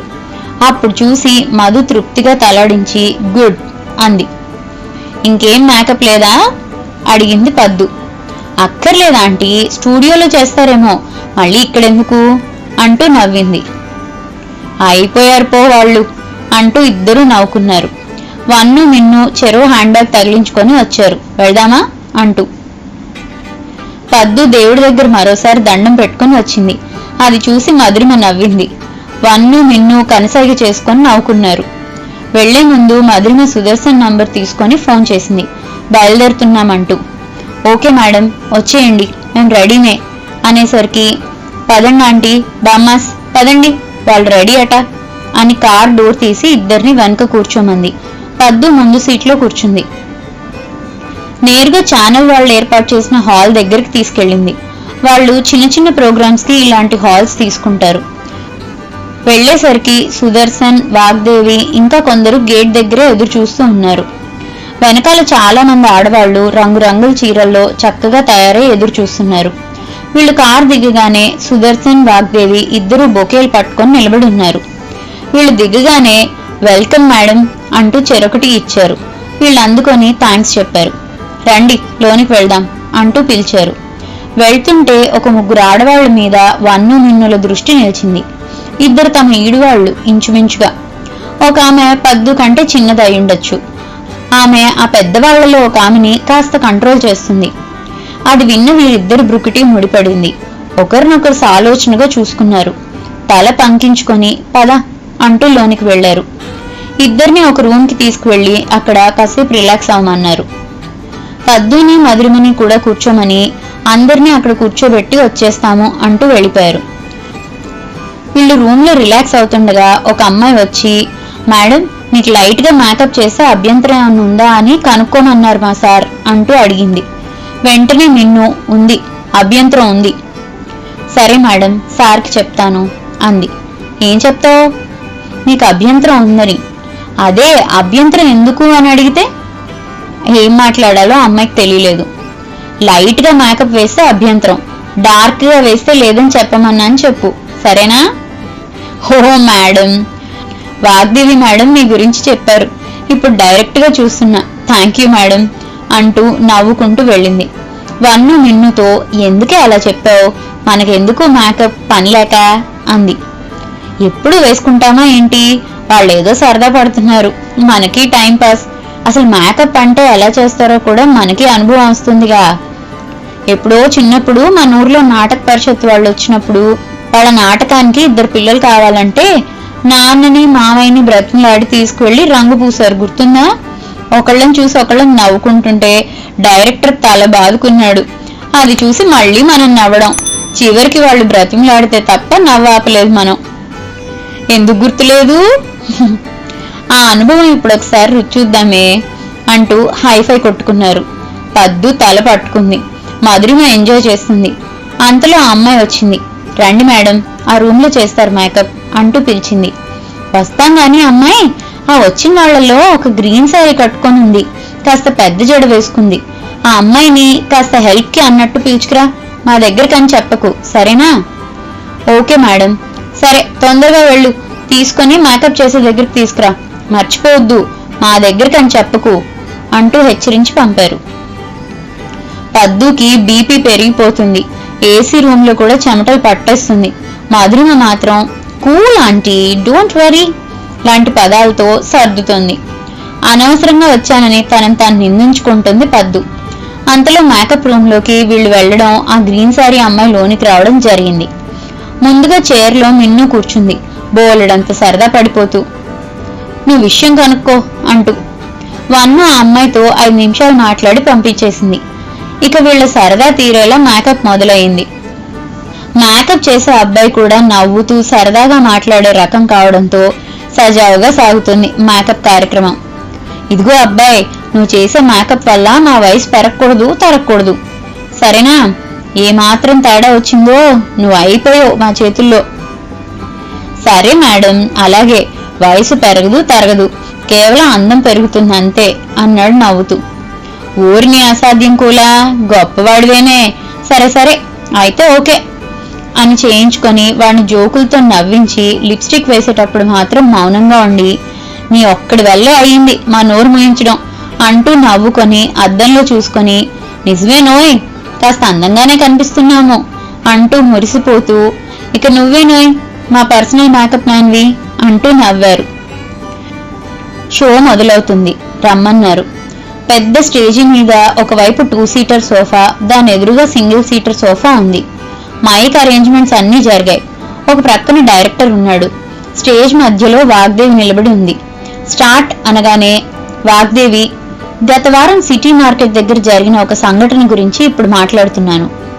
చదువులానో ఉద్యోగాలనో ఈ తరం ఆడపిల్లలు ఒంటరిగా బయట తిరగాల్సి రావడం తప్పనిసరి అయింది. ఆకతాయిల సమస్యలు వీరికి పెద్ద తలనొప్పిగా మారిందన్నది నిజం. అటువంటి ఒక ఆడపిల్లని ఆకతాయిలు ఏడిపిస్తుండగా జరిగిన సంఘటన తాలూకు వీడియో మీరిప్పుడు చూడబోతున్నారు. ఆ తర్వాత ఆ సంఘటనలోని ముఖ్య వ్యక్తుల్ని మీరు నేరుగా చూసే అవకాశం కొన్ని క్షణాల్లో మీ ముందుకు రాబోతుంది. వారితో మాట్లాడే అవకాశం కూడా వస్తుంది. ఈ అవకాశాన్ని సద్వినియోగం చేసుకోండి. మీ సందేహాలు తీర్చుకోండి. వారి ప్రత్యేకతలు మీరే చూద్దురుగాని. అంతకంటే ముందు మనందరం ఇక్కడ ఈ విధంగా సమావేశం అయ్యేలా చేసిన ఘటన తాలూకు వీడియోని చూడండి.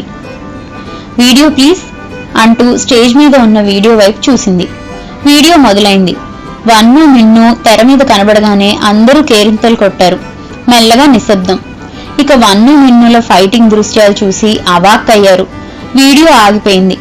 వాగ్దేవి, ఇదిగో ఈ వీడియోలో చూసిన వీరనార్యమణులు మనతో సరదాగా కాసేపు గడిపేందుకు విచ్చేశారు.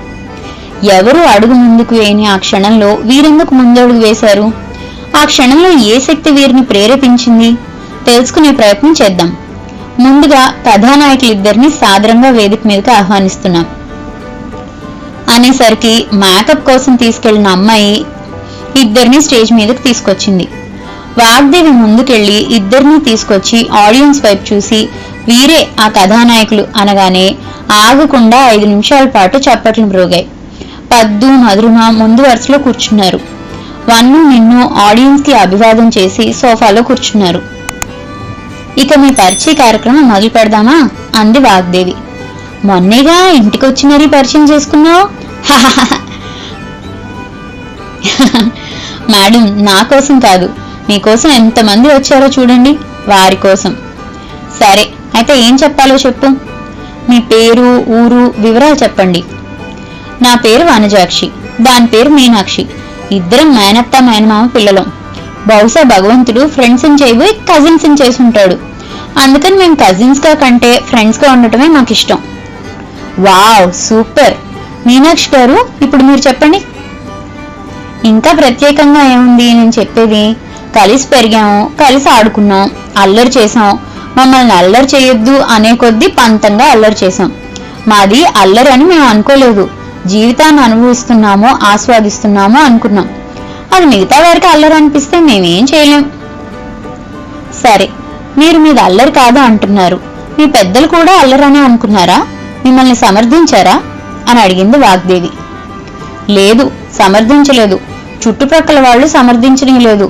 ఇద్దరు ఆడపిల్లలు ధైర్యంగా ఉండడం, నిజాన్ని నిర్భయంగా మాట్లాడడం అనేది వాళ్ళెవరూ జీర్ణించుకోలేకపోయారు. వాళ్ళ పిల్లలు కూడా ఈ త్రోవలోకి వచ్చేస్తారేమోనని భయం వారికి. వారి తప్పుల్ని నిలదీస్తే తట్టుకోలేరుగా. అందుకే మా పెద్దలకి పితూరులు చెప్పేవారు, వారిని ఏమీ అనలేని మా పెద్దలు మమ్మల్ని తిట్టేవారు అంది వన్ను. అంటే మీరు గోకులంలో కృష్ణమ్మలన్నమాట అని నవ్వింది వాగ్దేవి. అయినా మేమేమీ ఆ కృష్ణయ్య చేసినట్లు అల్లరి పని చేయలేదు. మేమేదో మా ఆటలేదో. ఆ ఆటల్లో ఎవరు తొండాడినా నిలదీసేవాళ్ళం. అది వాళ్ళకి నచ్చేది కాదు. గ్రూపులు కట్టి నువ్వు మా జట్టుకు రా, వన్ను వేరే జట్టులో పెట్టు అనేవాళ్ళు. మాకు నచ్చేది కాదు. అందుకే మేమే ఇద్దరం ఆడుకునేవాళ్ళం. పెద్దయినా అలవాటు పోలేదు అంది మిన్ను. మీరు చెప్పండి మేడం అని అడిగింది వాగ్దేవి. మేము చదువుకునేటప్పుడు బాగా డబ్బున్న పిల్ల ఒక అమ్మాయి ఉండేది. వాళ్ళ కారులో టీచర్ని తీసుకెళ్లేది. అందుకని ఆ పిల్లకి పరీక్షల్లో వచ్చే ప్రశ్నలు మొత్తం చెప్పేసేది. అది మాకెలా తెలిసిందంటే ఆ అమ్మాయికి ఒక పుస్తకం ఇచ్చి ఇందులో ఉన్న పేపర్లు చాలా ముఖ్యమైనవి, జాగ్రత్తగా ఇంటికి తీసుకెళ్లి రేపు వచ్చేటప్పుడు పుస్తకం తీసుకురా అని చెప్పింది. అది విన్న మాకు అంత ముఖ్యమైన పేపర్లు ఎలా ఉంటాయో చూడాలనిపించింది. ఆ అమ్మాయికి తెలియకుండా తీసి చూస్తే ఒకే పేపర్లో అన్ని మా పాఠాలకు సంబంధించిన ప్రశ్నలే. మరుసటి రోజు క్లాస్లో మా అందరికీ ఇచ్చిన ప్రశ్నపత్రం అది ఒకటే. అందరి ముందు అడిగేశాము, ఈ పేపర్ నిన్ననే చూసాం మేము, మీరేగా ఆ కారమ్మాయికి ఇచ్చారు అని. ఆ రోజు వీరబాదుడు బాధింది మా ఇద్దరిని. రత్తన వాళ్ళ వస్తువులు తీయడం తప్పని. మరి ఆమె చేసిందేంటి అంటూ చెప్పుకొచ్చింది వన్ను. మరి అలా కొడితే మీరు ఊరుకున్నారా అని అడిగింది వాగ్దేవి. ఎందుకు ఊరుకుంటాము, బడి మానేశాము అంటూ పక్కపక్క నవ్వింది మిన్ను. అప్పుడు ఇద్దరిని చెరో బడిలో వేశారు. ఏదో మొక్కుబడిగా చదివాము. మేమేమీ ఉద్యోగాలు చేసేంత ఆలోచన లేని వాళ్ళం కనుక మా పెద్దలకు అసలు అటువంటి ఆలోచన లేదు కనుక చదువు గురించి పెద్దగా పట్టించుకోలేదు. ఎలాగో 10 వరకు చదివి చదువును చెట్టెక్కించేశాము అంది వన్ను. ఇప్పుడు మీరు ఫీల్ అవుతున్నారా చదువుకోలేదని అని అడిగింది వాగ్దేవి. అస్సలు బాధపడం. చూడమ్మాయే, మాకేమీ పెద్ద పెద్ద లక్ష్యాలు లేవు. ఉన్నంతలో సరదాగా సంతోషంగా ఉండాలి. చేతనైనంత ఎవరికైనా సాయం చేయాలి. ఎంతకాలం ఉంటామో, ఎప్పుడు పుట్టుకుని పోతామో తెలియని జీవితంలో ఉన్నన్నాళ్ళు సరదాగా ఉంటే పోలా అని అన్నది వన్ను. మిమ్మల్ని అల్లరి పిల్లలని దూరం పెట్టిన దాఖలాలున్నాయా అని అడిగింది వాగ్దేవి. ఎవరో దూరం పెట్టేదేంటి, అలాంటి వారికి మేమే దూరంగా ఉంటాం. అవసరమైన వాళ్ళు దగ్గరికి వస్తారు అంది మిన్ను. ఎవరైనా మీ సాయం కోరే సంఘటనలున్నాయా అని అడిగింది వాగ్దేవి. ఎందుకు లేవు? ఎవరికి ఏ సాయం కావాలన్నా ఖచ్చితంగా మా దగ్గరికే వస్తారు. వాళ్ళ పిల్లలైతే చదువులు డిస్టర్బ్ అవుతాయని మమ్మల్ని తోడు తీసుకువెళ్లి సరుకులు తెచ్చుకునేవారు. మరి సరుకులు కొనేటప్పుడు కేజీ లెక్క రాయించి 1/2 కేజీ కొని ఆ డబ్బులు నొక్కేసేవాళ్లుగా. వాళ్ళ పిల్లలైతే ఇంట్లో తెలిసిపోతుందన్న భయం. అప్పుడు మా వైపు చూసి వాళ్ళు నవ్వే వెర్రి నవ్వులు మాకు భలే నచ్చేవి. ఇంటికి వచ్చాక వాళ్ళు ఎలా చూశారు, నవ్వారు చెప్పుకొని నవ్వుకోవడానికి మేమే ఇష్టంగా వెళ్లేవాళ్ళం అంది మిన్ను. అది వాళ్ళు మా మీద ఉన్న చులకన భావంతో చేసేవాళ్ళు. కానీ వాళ్ళని చూసి మాకేమీ కోపం లేదు. అవసరం ఎవరికైనా అవసరమే కాబట్టి చేసేవాళ్ళం అంది వన్ను. మరి మీ పెద్దలు ఒప్పుకునేవారా అలా సాయం వెళ్తే అని అడిగింది వాగ్దేవి. వాళ్లే వచ్చి అడిగేవాళ్ళు మంచిగా. అదీ కాక మేము వాళ్ళ పిల్లల కంటే కాస్త బారుగా బలంగా ఉండేవాళ్ళం. మా పెద్దలు కూడా అడిగిన వారికి లేదనకుండా సాయం చేసే తత్వం ఉన్నవాళ్ళు అంది వన్ను. వాళ్ళ పిల్లలు చదువులు చెడిపోతుందని మిమ్మల్ని తీసుకెళ్ళడం అన్యాయం కదా, మీకెందుకు బాధ కలగలేదు అని అడిగింది వాగ్దేవి. 100కి 35 వస్తే ఎక్కువ అనుకుని చదివేవాళ్ళం మేము. 100కి 100 రాకపోతే చచ్చిపోతామనుకునే పిల్లలు, చంపేస్తామనే పెద్దలు వాళ్ళు. వాళ్ళెందుకు అనవసరంగా చావడాని మేమే వెళ్ళేవాళ్ళం అంది వన్ను. అసలు వాళ్లతో వెళ్ళినప్పుడు ఎంత ఎంజాయ్ చేసేవాళ్ళమో. వాళ్ళ అవసరం తీరేదాకా మాతో అమ్మ బొమ్మ అంటూ మాట్లాడి వెనకాల ఎవరితో అయినా ఆ ఇద్దరు అంటే చదువు సాము అనుకోరు కనుక తీసుకువెళ్తాము. మన పిల్లలు చదువుకోవద్దు అని మాట్లాడుకునేవారు. మాతో ఒక రకంగా వాళ్ళలా మాట్లాడుతుంటే మాకెంత నవ్వుగా ఉండేదో అంది మిన్ను. అలా మేము మనుషుల మాటల్లోంచి నవ్వులు వెతుక్కుంటూ ఎంజాయ్ చేయడం అలవాటుగా మారింది. మాకు వేరెవరూ సరిపోరు. అందుకే మేమే వియ్యప్రాళ్ళు అవ్వాలనుకున్నాం. అయ్యాము అంది వన్ను. చాలా బాగుంది. మీకంటూ ఒక గోల్ లేకుండా ప్రయాణించారన్నమాట అని అడిగింది వాగ్దేవి. అన్నమాట ఏమిటి, ఉన్నమాటే అంది వన్ను. సరే, ఆ రోజు అంతమంది ఉండగా మీరెందుకు అంతలా రియాక్ట్ అయ్యారు అని అడిగింది వాగ్దేవి. మేము ఆ రోజు అంతలా రియాక్ట్ కాకుంటే ఈరోజు ఇంతలా వాగించేదాన్వా మాతో వాగ్దేవి అంది వన్ను. లేదు, అసలు మీరెవరో నేనెవరో కదా అన్నది వాగ్దేవి. మేమెందుకు రియాక్ట్ అయ్యామంటే ఆ అమ్మాయిని మేము ఒక ప్లేస్కి వెళ్ళడానికి దారి చూపించమని అడిగాం. ఆ అమ్మాయి చెయ్యి చాపి దారి చూపింది. ఆ అమ్మాయి చెయ్యి చాపి దారి చూపుతుంది. అప్పుడొచ్చారు ఆ వెధవులు. పాప ఆ అమ్మాయి మా కోసం చెయ్యి చాపకపోయి ఉంటే ఏమయ్యేదో కానీ మా కోసం చాపి ఆ అమ్మాయి ఇబ్బంది పడింది. మాకు కోపం వచ్చింది. చుట్టూ ఉన్న వాళ్ళు కూడా ఒక్కరూ కదలలేదు. అవాక్కై నిల్చున్నారో అనవసరం అనుకున్నారో, అందుకే మేము కలుగ చేసుకోవాల్సి వచ్చింది అని చెప్పింది మిన్ను. నేను పడిపోయాను కనుక వన్ను పరిగెట్టింది. అప్పటికి కానీ జనాల్లో చురుకుదనం రాలేదు. అంటే ఎవరో ఒకరు తొలి అడుగు వేస్తేనే అందరూ నడుస్తారు, అంతేగాని కొత్త దారిలో నడవరు. ఇలాంటి వాళ్ళని మేము చాలా మందిని చూసాం. గొర్రెల మంది లాంటి జనాలను చూసి జాలి పట్టం తప్ప ఏమీ చేయలేం. ఇటువంటి సంఘటనలు జరగడానికి కారణం ఏమిటన్నా చెప్పగలరా అంది వాగ్దేవి. మేము అంతటి సామాజికవేత్తలం, మానసిక శాస్త్రవేత్తలం కాదమ్మా. ఆ క్షణానికి ఏం తోస్తే అది చేసే సామాన్య స్త్రీలం. మీరు అనవసరంగా మమ్మల్ని తీసుకొచ్చి సెలబ్రిటీలు అని పేరు పెట్టి అందరి టైం వృధా చేస్తున్నారేమో అంది వన్ను. అయ్యయ్యో, ఎంత మాట అన్నారు. మీరు జీవితాన్ని కాచి వడబోశారు. ఆ అనుభవాల్ని అందరికీ పంచాలి మీదైన శైలిలో. మీలాంటి పెద్దల గైడెన్స్ లేకనే సమాజం ఇలా ఉంది. మీరేమంటారు అంటూ ఆడియన్స్ వైపు చూసి అడిగింది. అందరూ ఏకగ్రీవంగా అవును అవును అన్నారు. నేను చెప్పినా ఎవరు ఆచరిస్తారు చెప్పండి? సరదాగా వినేసి నవ్వేసి వెళ్ళిపోతారు.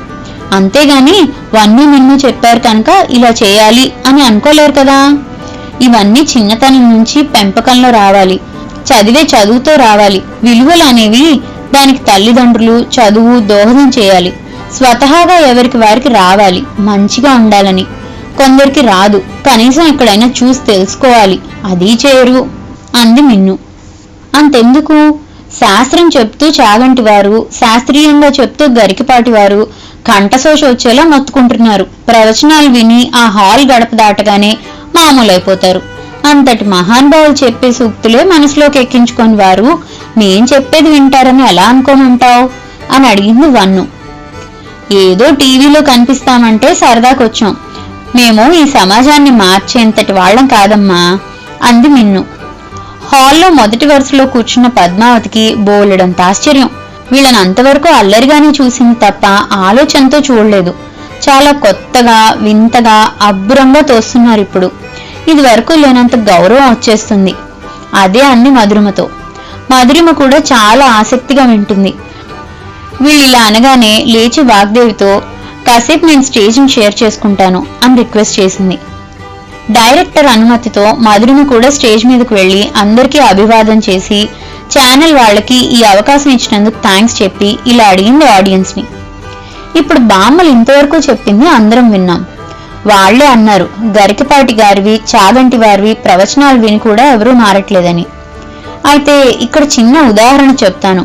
ఇంకా మాటలు సరిగా రాని పిల్లలతో బాగా మాటలు వచ్చిన తల్లులు ఎందుకు ముద్దు మాటలు మాట్లాడతారు? వాళ్ళకి అర్థం కావాలనే కదా. అలాగే ఆ మహానుభావుల జ్ఞాన సంపదలో ఎంతో ఉన్నత స్థానంలో ఉన్నారు. సామాన్య జనాలకి అర్థం అయ్యేలా వారెంతో చెప్తున్నారు. అయినా చాలా మంది మారడం లేదు నిజమే. అయితే వారు చెప్పడం మానేస్తున్నారా? లేదుగా. ఇక్కడ ఉన్న వాళ్ళంతా సామాన్యులమే, మీరు సామాన్యులే కనుక ఒకరి భావం మరొకరికి ఖచ్చితంగా అర్థమై తీరుతుంది. పాటించడం లేకపోవడం ఎవరి సంస్కారాన్ని బట్టి వారికి ఉంటుంది. కనుక ఇక్కడ అడిగిన వారికి మీరు సమాధానం చెప్పి తీరాలి అంతే. మీరేమంటారు అని అడిగింది ఆడియన్స్ ని. అందరూ అవునవును అన్నారు. మధురిమ వాగ్దేవికి, డైరెక్టర్ కి థ్యాంక్స్ చెప్పి బామ్మాస్ కి షేక్ హ్యాండ్ ఇచ్చి ఆల్ ది బెస్ట్ చెప్పి స్టేజ్ దిగి వచ్చేసింది. పద్దు, మధురిమ హైఫై కొట్టుకొని కూర్చున్నారు. విన్నారుగా మేడం, అందరూ మీ సలహాలు కావాలని ఆశిస్తున్నారు. కాబట్టి మీరు చెప్పి తీరాల్సిందే, మేము వినాల్సిందే అంది వాగ్దేవి. సరే కానివ్వండి, మేమేం నేర్పుతామో మీరేం నేర్చుకుంటారో అది చూద్దాం అంది వన్ను. సరేనర్రా, మీరంతగా అడుగుతున్నారు కనుక మా సందేహాలు కూడా అడుగుతాం సరేనా అంది మిన్ను. సరే సరే అన్నారు ఆడియన్స్. ఇక్కడికి వచ్చిన వాళ్లలో ఎవరైనా ఫ్రెండ్స్ గాని బంధువులు గాని ఉన్నారా అని అడిగింది మిన్ను. ఒక్కొక్క వైపు 2 చొప్పున, ఒక్కో వైపు 3 చొప్పున చేతులు పైకెత్తారు. సరే అయితే మీలో ఎవరికి ఏ సందేహాలన్నా అడగండి అంది Minnu. Daring and dashing ladies Mrs Vanajakshi and Meenakshi garu ఇచ్చే అదిరిపోయే సమాధానాలకు ధీటైన ప్రశ్నల్ని సంధించాల్సిందిగా ఆడియన్స్ ని కోరుతున్నాను అని చెప్పింది వాగ్దేవి. మా పేర్లకు ముందు వెనక ఏమి తోకలు తగిలించకు వాగ్దేవి, మేము ఇక్కడి నుంచి వెళ్లేటప్పుడు 2 కాళ్ళతోనే నడిచే వెళ్లాలని కోరుకుంటున్నాము అనగానే వాగ్దేవికి ఏమీ అర్థం కానట్లు చూసింది. వన్ను మిన్ను నవ్వుకున్నారు. వాగ్దేవి తేరుకొని నవ్వేసింది. ఓ మేడం, మొదటి పంచ్ నాకే వేశారు. ఇక మేడం వాళ్ళు వేసే పంచ్లకి అందరూ సిద్ధంగా ఉండండి. ముందుగా ఎవరు వేస్తారు ప్రశ్న అని ఆడియన్స్ వైపు చూసింది వాగ్దేవి. ఆడియన్స్ లో ఒకళ్ళు, నమస్తే, నా పేరు సుభాషిణి. నేను అడగాలనుకుంటున్నది, మీరిద్దరూ ఇంత స్నేహంగా ఎలా ఉండగలుగుతున్నారు, అది వియ్యప్రాళ్ళై ఉండి. దానికి వన్ను చెప్పడం మొదలుపెట్టింది. రామాయణం అంతా విని రాముడికి సీత ఏమవుతుందన్నట్లు ఉందమ్మా నీ ప్రశ్న. అయినా చెప్తాము. అది కూడా నీ ప్రశ్నకు ఆఖరిలో వియ్యప్రాళ్ళై ఉండి కూడా అని ఒక చమక్కు వేసావు చూడు, అది నచ్చింది మాకు.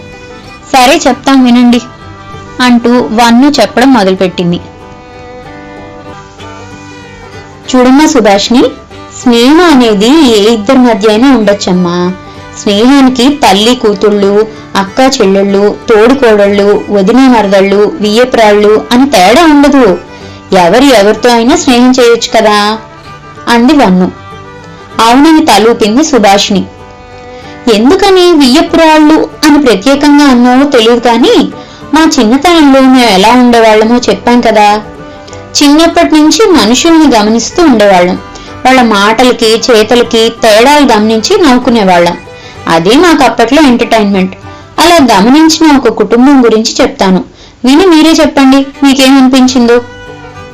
వన్ను, ఎవరు? ఆ సామ్రాజ్యం వాళ్ళ అత్తగారి గురించేనా చెప్పేది? ఓరు దేవుడా, అట్లాంటి వాళ్ళని అసలు భరించలేని తల్లే అంటూ గాల్లోకి చూసి దండం పెట్టింది మిన్ను. ఇది ఒక కథలా చెప్తాను, విసుగనిపిస్తే చెప్పేయండి, ఆపేస్తాను, సరేనా అని అడిగింది వన్ను. సరే, అనిపించినప్పుడు చూద్దాంలేండి, చెప్పండి అని అంది వాగ్దేవి. వన్ను చెప్పడం మొదలుపెట్టింది. నేను చెప్తున్న సామ్రాజ్యం 3 ఆడపిల్లల్లో చిన్నది. వాళ్ళ అమ్మ నాన్నలకి 3 ఆడపిల్లలే.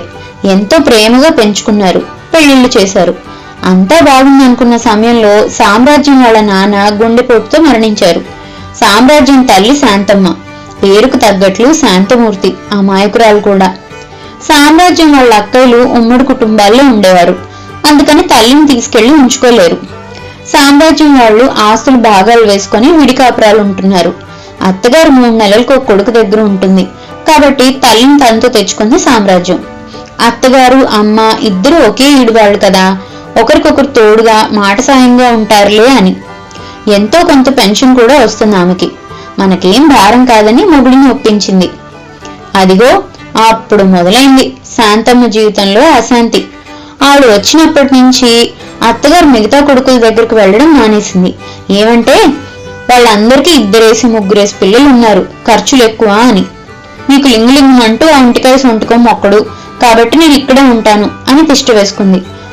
ఆవిడ కొడుకిల్లు కనుక ఆవిడ ధీమాగా ఉండేది, కూతురిల్లు కనుక ఈవిడ భయంగా ఉండేది. సామ్రాజ్యానికి స్ట్రిక్ట్ వార్నింగ్లు. ఈవిడికి ఆవిడికి ఒకేసారి భోజనం పెట్టకూడదు. ఆవిడ హాల్లో కూర్చుంటే ఈవిడ వరండాలో ఉండాలి, లేదంటే వంటగదిలో ఏదో ఒక పనిలో ఉండాలి. అప్పడాలు పెట్టించు, పొడియాలు పెట్టించు, అవి చేయించు ఇవి చేయించు అంటూ చంపుకు తినేది సామ్రాజ్యాన్ని. అదేమంటే కూతురింట్లో కూర్చొని అల్లుడు సొమ్ము తింటుంది, అరగాలిగా అనేది. ఆవిడ కూడా పాపం కిమ్మనకుండా అన్నీ చేసేది. మేము సమయానికి వెళ్లేవాళ్ళం. అలా బోలెడు వంటలు నేర్చుకున్నాం శాంతమ్మ పిన్ని దగ్గర. సామ్రాజ్యం వాళ్ళ అత్తను చూస్తే ఒళ్ళు మండిపోయేది మాకు. చి, ఇలా మాత్రం ఉండకూడదు అని తిట్టుకునేవాళ్ళం. అప్పటికి ఒకసారి అడిగేశాము, పిన్ని ఇక్కడికంటే మీకు పెన్షన్ వస్తుందిగా, అది పెట్టుకుని మీరు ఒక్కరే దర్జాగా ఉండొచ్చుగా అని. ఆయన ఉన్నంత వరకు గడప దాటి వెళ్ళింది లేదు. ఒక్కదాన్ని ఉండాలంటే భయం. ఆ డబ్బేదో వీళ్ళకిచ్చి ఇక్కడే ఏదో మూల పడుంటే పోతుంది లేరా పిల్లలు అని నవ్వేది.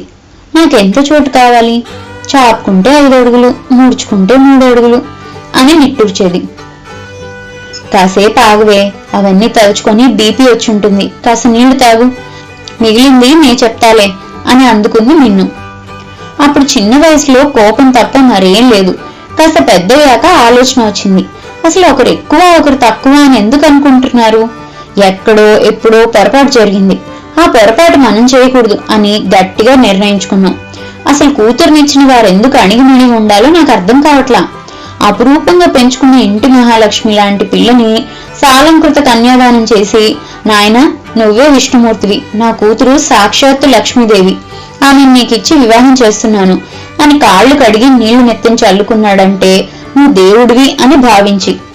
ఆ రోజు తప్ప మిగిలిన రోజుల్లో దెయ్యమై పీకు తినటానికి కాదు.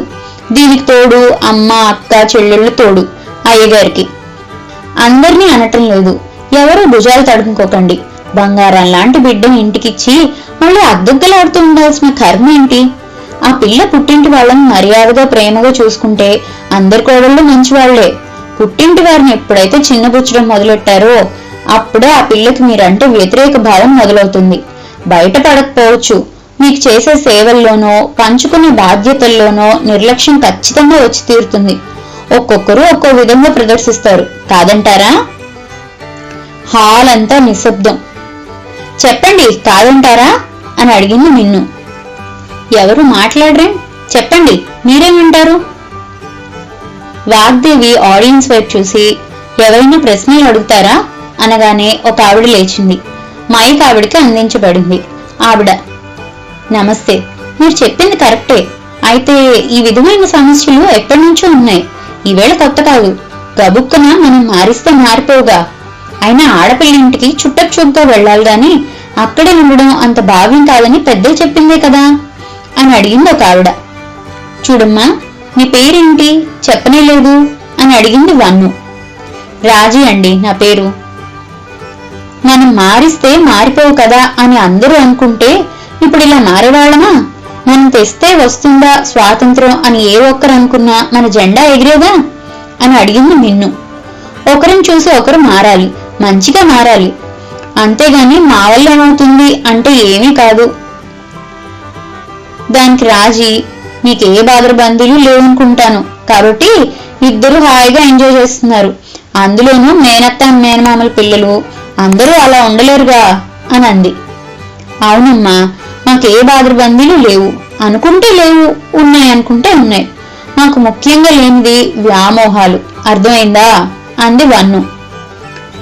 అంటే మీరు కోడల తరపున వారిని గౌరవిస్తే కోడలు మనల్ని గౌరవిస్తుంది అంటారు.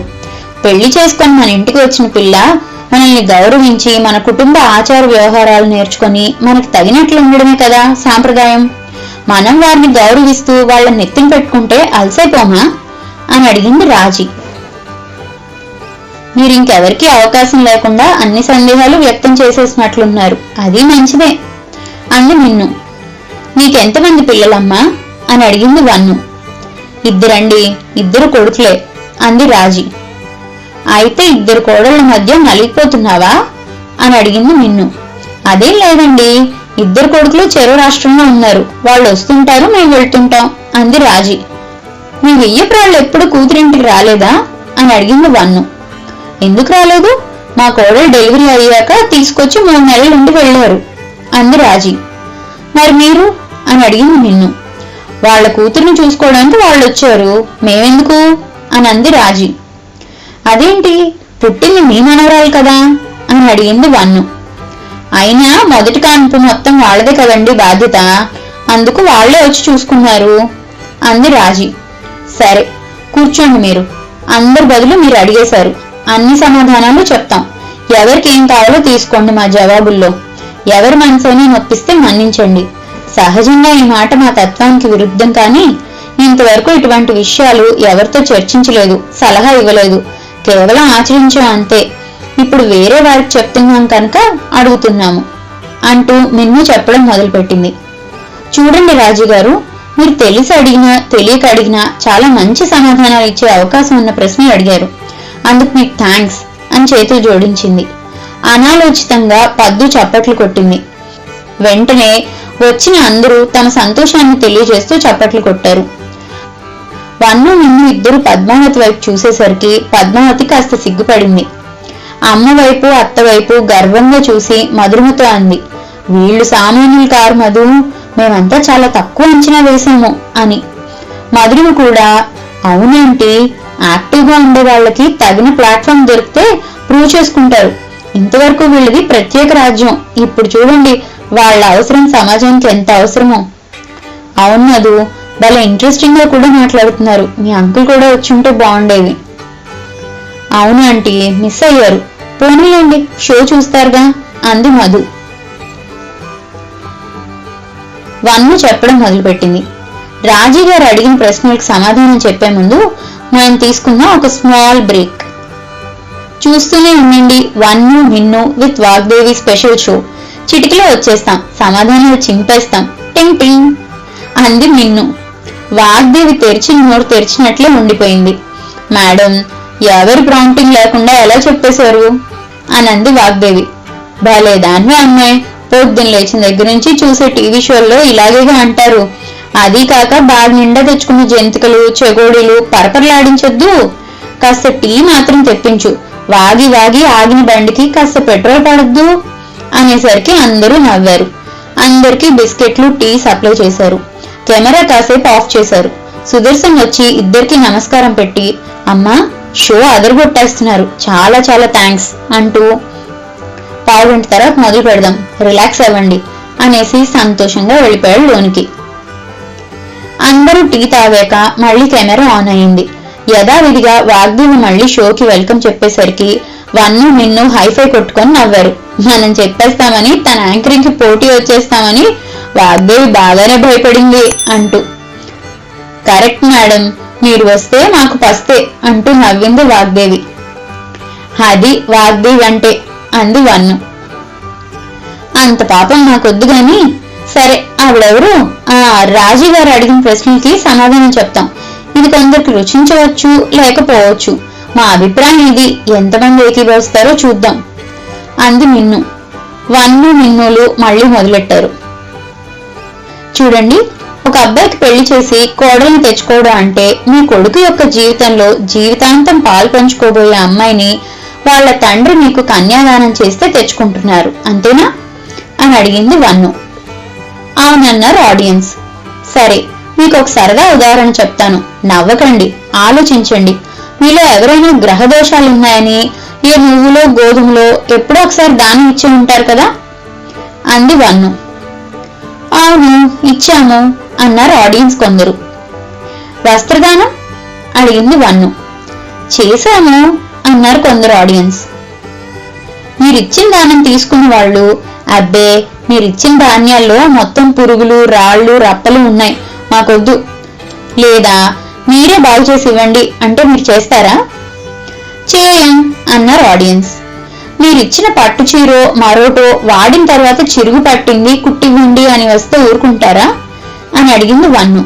ఓహో అన్నారు ఆడియన్స్. ఎంత నిజాయితీగా చెప్పారర్రా. మరి కన్యాదానం తీసుకుని పిల్లకి బాగాలని ప్రతిసారి పుట్టింటికి పంపించేస్తే తప్పు కాదా?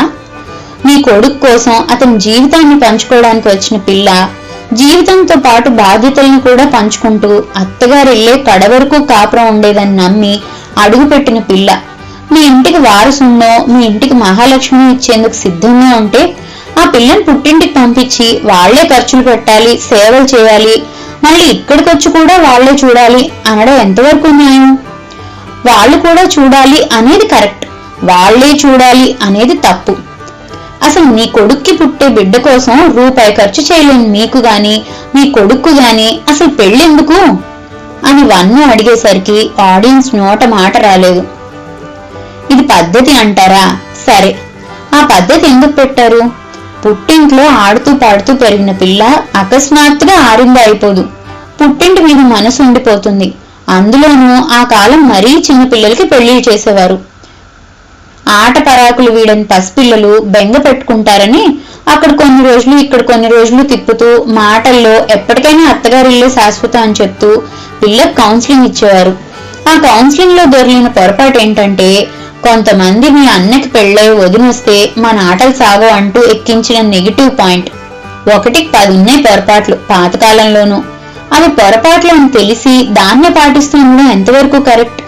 పెళ్లి వల్ల ఒకటైన 2 కుటుంబాలు ఒకటైపోవాలి గాని ఒకరికొకరు అణిగిమణిగి ఉండాలని, వీలైతే అధికారం చెలాయించాలని అనుకోవడం ఎంతవరకు కరెక్ట్ అని అడిగింది మిన్ను. కూతురింటికి చుట్టం చూపుగానే రావాలి అన్నారు. కొడుకు ఏనాడైతే సంపాదన పరుడయ్యాడో, ఏనాడైతే ఒక పిల్ల చేయందుకొని జీవితం ఆరంభించాడో, ఒక బిడ్డకి తండ్రి అయ్యాడో వాడింటికి మీరు వెళ్ళినా చుట్టం చూపుగానే వెళ్ళాలి. అది అన్యాయం అంటే ఇది అన్యాయమే. అంతేగా, ఇద్దరు బిడ్డలే. ఇంకా చెప్పాలంటే కొడుకు కంటే కోడల్ని బాగా చూసుకోవాలి. వేరే ఇంటి నుంచి మీ ఇంటికి వచ్చిన బిడ్డ రాని ముద్దుగా చెప్పి నేర్పించాలి. మన ఇంటి పద్ధతుల్ని మెల్లగా ఓపికగా చెప్పి నేర్పించాలి, చేయించాలి. అంతేగాని ఒక పిల్ల మనం అనే మాటలు పడడానికి దొరికిందని నోటికి వచ్చినట్లు మాట్లాడటం, పొరపాటున ఏదైనా పని తప్పుగా చేస్తే ఇదేనా మీ అమ్మ నేర్పింది అంటూ ఎద్దేవా చేయడం, ఇవన్నీ ఎంతవరకు సబబు మీరే చెప్పండి అని వన్ను అడగగానే ఆడియన్స్ లో గుసగుసలు, నిట్టూర్పులు, హర్షధ్వానాలు అన్నీ కలగాపొలగం అయ్యాయి. ఒక తల్లి పెంచిన పెంపకాన్ని తప్పు పట్టే ముందు మీ బిడ్డల్ని మీరు ఎలా పెంచారో ప్రశ్నించుకోండి. తేరగా వచ్చిందని ఆడపిల్లల మనసు నొప్పించకండి. తప్పు చేసిందా ఒకసారి మెల్లగా చెప్పండి. పదే పదే చేసిందా హెచ్చరించండి. అయినా వినలేదా దానికి కారణం ఏంటో కనుక్కోండి, వివరించండి. మీ ఇంటికి వచ్చి ఆ పిల్ల అన్నిసార్లు పొరపాటు చేస్తుందంటే మీరు నేర్పే విధానం తప్పై ఉండొచ్చేమో, ఆత్మవిమర్శ చేసుకోండి అనంది వన్ను. కొందరు పెడసరం కోడళ్ళు కూడా ఉంటారు. వాళ్ళలా ప్రవర్తించేందుకు వారి ఇంటి పరిసరాలు, వ్యక్తులు, వారికి చెప్పిన మాటలు ఎన్నో కారణాలుంటాయి. అవేంటో తెలుసుకోవాలి. ముఖ్యంగా మీ కొడుకులకి ఇంట్లో మనుషుల్ని బ్యాలెన్స్ చేయడం నేర్పించండి. పెద్దలు మీరు బ్యాలెన్స్ గా ఉండండి. ఎక్కువ మాట్లాడి విలువను పోగొట్టుకోకండి. మొండిగా కూడా ఉండకండి. మా అమ్మల కాలానికి, మా కాలానికి, మా పిల్లల కాలానికి బోలెడంత మార్పులు. కాలానికి అనుగుణంగా నడవండి. పిల్లలు తెలివైన వాళ్ళు, వాళ్ళ దగ్గర నేర్చుకోవాల్సింది నేర్చుకోండి. పెద్దలం అన్న అహంకారం వద్దు. పాతకాలం ఉద్యోగాలకు ఇప్పటి ఉద్యోగాలకు ఎంతో తేడా ఉంది, అది అర్థం చేసుకోండి. మీరు పెళ్ళైన కొత్తల్లో అత్తగారి దగ్గర అద్దెలాడుతూ ఉన్నారని ఇప్పుడు వాళ్ళు ఉండాలి అనుకోవద్దు. వాళ్ళు ఉద్యోగాలు చేస్తున్నారు. లేకున్నా కాలం, పరిస్థితులు మారాయి. మనస్తత్వాల్లో మార్పులు వచ్చాయి. వాటిని అర్థం చేసుకొని మీ బిడ్డగా ఆదరించి మంచి చెడ్డ నేర్పండి. ఆడియన్స్ హర్షధ్వానాలతో రూమ్ అంతా మారుమోగిపోయింది. ఇకపోతే పుట్టింటి నుంచి అది తేలేదు, ఇది తేలేదు అనే సాధింపుల గురించి ఒక మాట మాట్లాడుకుందామా అంది వన్ను. ఒకప్పుడు బంగారం అవసరానికి ఉపయోగపడేది, ఇప్పుడు ప్రదర్శనకు ఉపయోగపడుతుంది. పిల్ల బంగారంలా ఉంటే చాలనుకునేవాళ్లు కొందరు, బంగారం తెస్తే చాలనుకునేవారు కొందరు ఉన్నట్లున్నారు. నచ్చి మెచ్చి తాహతుకు తగినట్లు ఇచ్చేవి కానుకలు, అడిగి గీసి బెదిరించి పుచ్చుకునేవి రౌడీ మామూళ్ళు. అంతకంటే పెద్ద తేడా ఏమీ లేదుగా అని ఆపింది మిన్ను. ఆడదానికి మంగళసూత్రం, మగవాడికి వెండి మొలతాడు ఎందుకుంటాయో తెలుసా అని అడిగింది వన్ను. ఆ కాలం పరిస్థితులు వేరు. ఇప్పట్లో ఏడాది పొడుగున డబ్బులు, పంటలు చూసే అవకాశాలు తక్కువ. ఏ ప్రకృతి వైపరీత్యాల వల్లనే నష్టాలు ఎదురైతే, ఏ సహాయమూ అందని విపత్కర పరిస్థితుల్లో పెట్టుబడికి వాడేందుకు తాళిబొట్టులోని బంగారాన్ని వాడేవారు. ఇక మగవారికి వెండి మొలతాడు.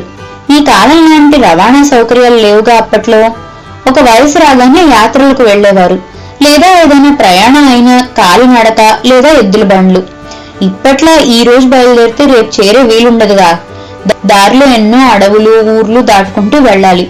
అలాంటప్పుడు ఇతనికి ఏ ప్రమాదం జరిగినా అనాథ ప్రేతం కాకూడదని అతను నడుముకున్న మొలతాడు తెగనమ్మి ఆ డబ్బులతో అతనికి అంతిమ సంస్కారాలు చేసేవారు అందుబాటులో ఉన్న అక్కడి మనుషులు అని చెప్పడం ఆపింది వన్ను. ఇప్పుడంటే బోలెడు సౌకర్యాలు వచ్చాయి గాని అప్పుడు ఉన్న వస్తువుల్ని అతి జాగ్రత్తగా వాడేవాళ్లు. పెళ్లి చూపుల్లో పిల్ల చేత కాళ్లకి నీళ్లిప్పించి తమలపాకుకి సున్నం రాయించి పిల్ల ఎంత పొదుపరో తెలుసుకునేవారు అంది మిన్ను. ఇప్పుడు ఆడపిల్లలు మగపిల్లలతో సమానంగా ఇంకా ఎక్కువగా కూడా చదివేసి మంచి ఆర్థిక స్వలంబనతో ఉంటున్నారు. అది ఎంత మేలో కొంత నష్టమూ జరిగింది. సంపాదన పరులు అయ్యాక సమానత్వం ప్రసక్తి వస్తుంది. ఎవరికెవరూ తక్కువ కామన్న భావన. సంపాదించే భార్య కావాలని భర్త అనుకుంటున్నాడు, కోడలు కావాలని అత్తమామలు అనుకుంటున్నారు. అయినా కోడలు అణిగిమణిగి ఉండాలని కొందరు అత్తమామలు అనుకోవడం వల్ల సంపాదన పరులైన కోడళ్లు ఆఫీస్లోనూ ఇంట్లోనూ బాసిజీని భరించలేకపోతున్నారు. ఇష్టారాజ్యంగా ఉందామనుకుంటున్నారు. ప్రతి నాణానికి రెండు వైపులు ఉన్నట్లే ఈ పరిస్థితికి ఆడపిల్లల తల్లిదండ్రులు, స్నేహితులు కూడా కారణమవుతున్నారు. ఇంత సంపాదిస్తున్న తమ కూతురు అత్తగారింట్లో ఏమాత్రం ఇబ్బంది పడకూడదనుకుంటున్నారు. ఇచ్చే సలహాలు అలాగే ఉంటాయి. నువ్వెందుకు లెక్క చేయాలి? అసలు నీ మీద వాళ్ళ పెత్తనం ఏంటి? అసలు మీరే ఎందుకు చూడాలి? ఎక్కడికన్నా దూరంగా ట్రాన్స్ఫర్ చేయించుకోండి. ఇలాంటి సలహాలు ఇచ్చే పేరెంట్స్ కొందరు ఉన్నారు. ఫ్రెండ్స్ కూడా మా జీవితాన్ని చూడు, మేమెంత బాధలు పడుతున్నాము, నువ్వు ఇవన్నీ చూసైనా తెలివి తెచ్చుకొని ఉండు అంటూ పనికి మాలిన సలహాలు ఇస్తున్నారు కొందరు. ఇవన్నీ ఆడపిల్లల మీద ఒకలాంటి ప్రభావాన్ని చూపి అత్తగారిల్లంటే పూర్తిగా తెలుసుకునే ప్రయత్నం చేయరు. ఒక ముద్ర పడిపోతుంది. అపనమ్మక అనే రంగు కళ్ళద్దాలు మనసుకు తొడిగేస్తారు. దానిలోంచి చూసిన ప్రతి సంఘటన వారికి మనసు దాకా చేరనివ్వదు, ఆలోచించనివ్వదు. ఇక పెళ్లి అనేసరికి కట్న కానుకలు పెద్ద తలనొప్పి. మగపిల్లాన్ని ఎంత ఖర్చుతో చదివిస్తారో అంతే ఖర్చుతో అమ్మాయిల్ని చదివిస్తున్నారు.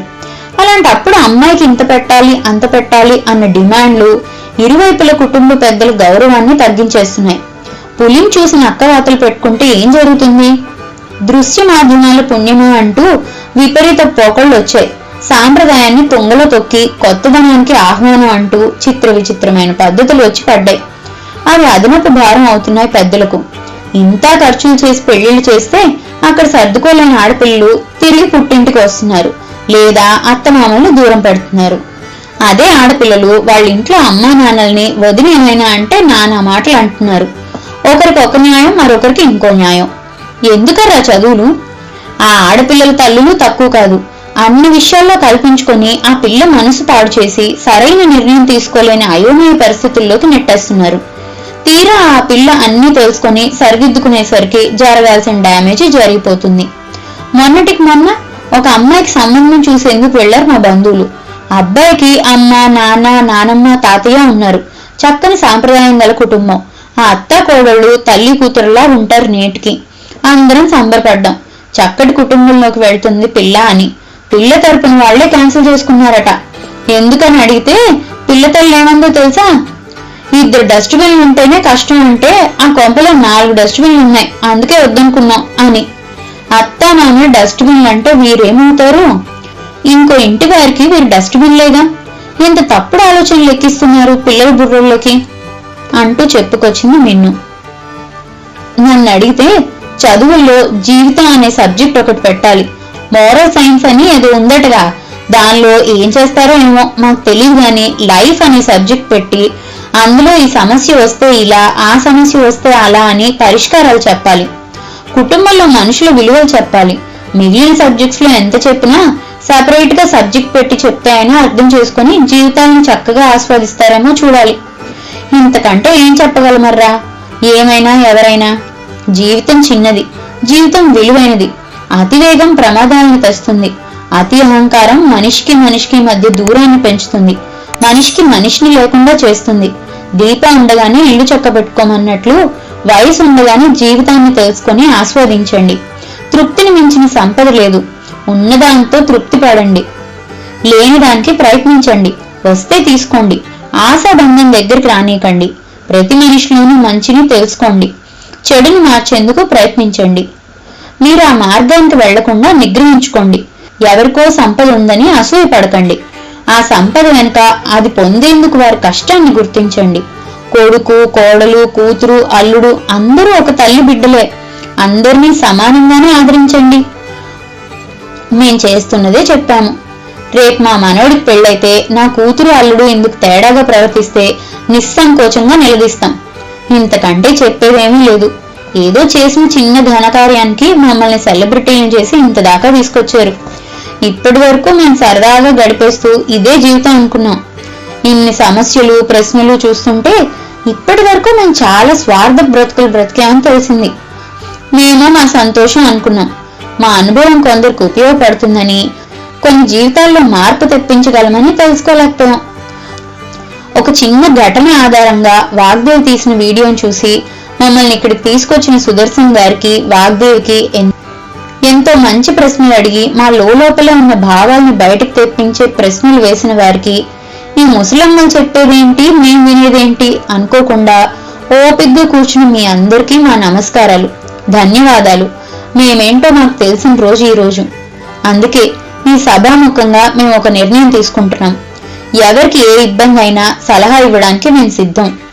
ఎవరితో అయినా సరే మాట్లాడి చేతనైనంత పరిష్కారం చూపుతాం. పెళ్లి చేసుకోబోయే జంటకు గాని ఇరు కుటుంబాలకు గాని మా సలహాలు అవసరమైతే ఇస్తాము. సమస్యలుంటే పరిష్కరిస్తాం. మా సలహాలు పాటిస్తామనే వారికి మేము ఖచ్చితంగా సలహా ఇస్తాం అంటూ ఇద్దరూ చేతులు జోడించారు. ఇంతవరకు మాకంటూ ఒక లక్ష్యం లేని జీవితాన్ని జీవించాం. ఇప్పటి నుండి మాకు లక్ష్యం ఉంది.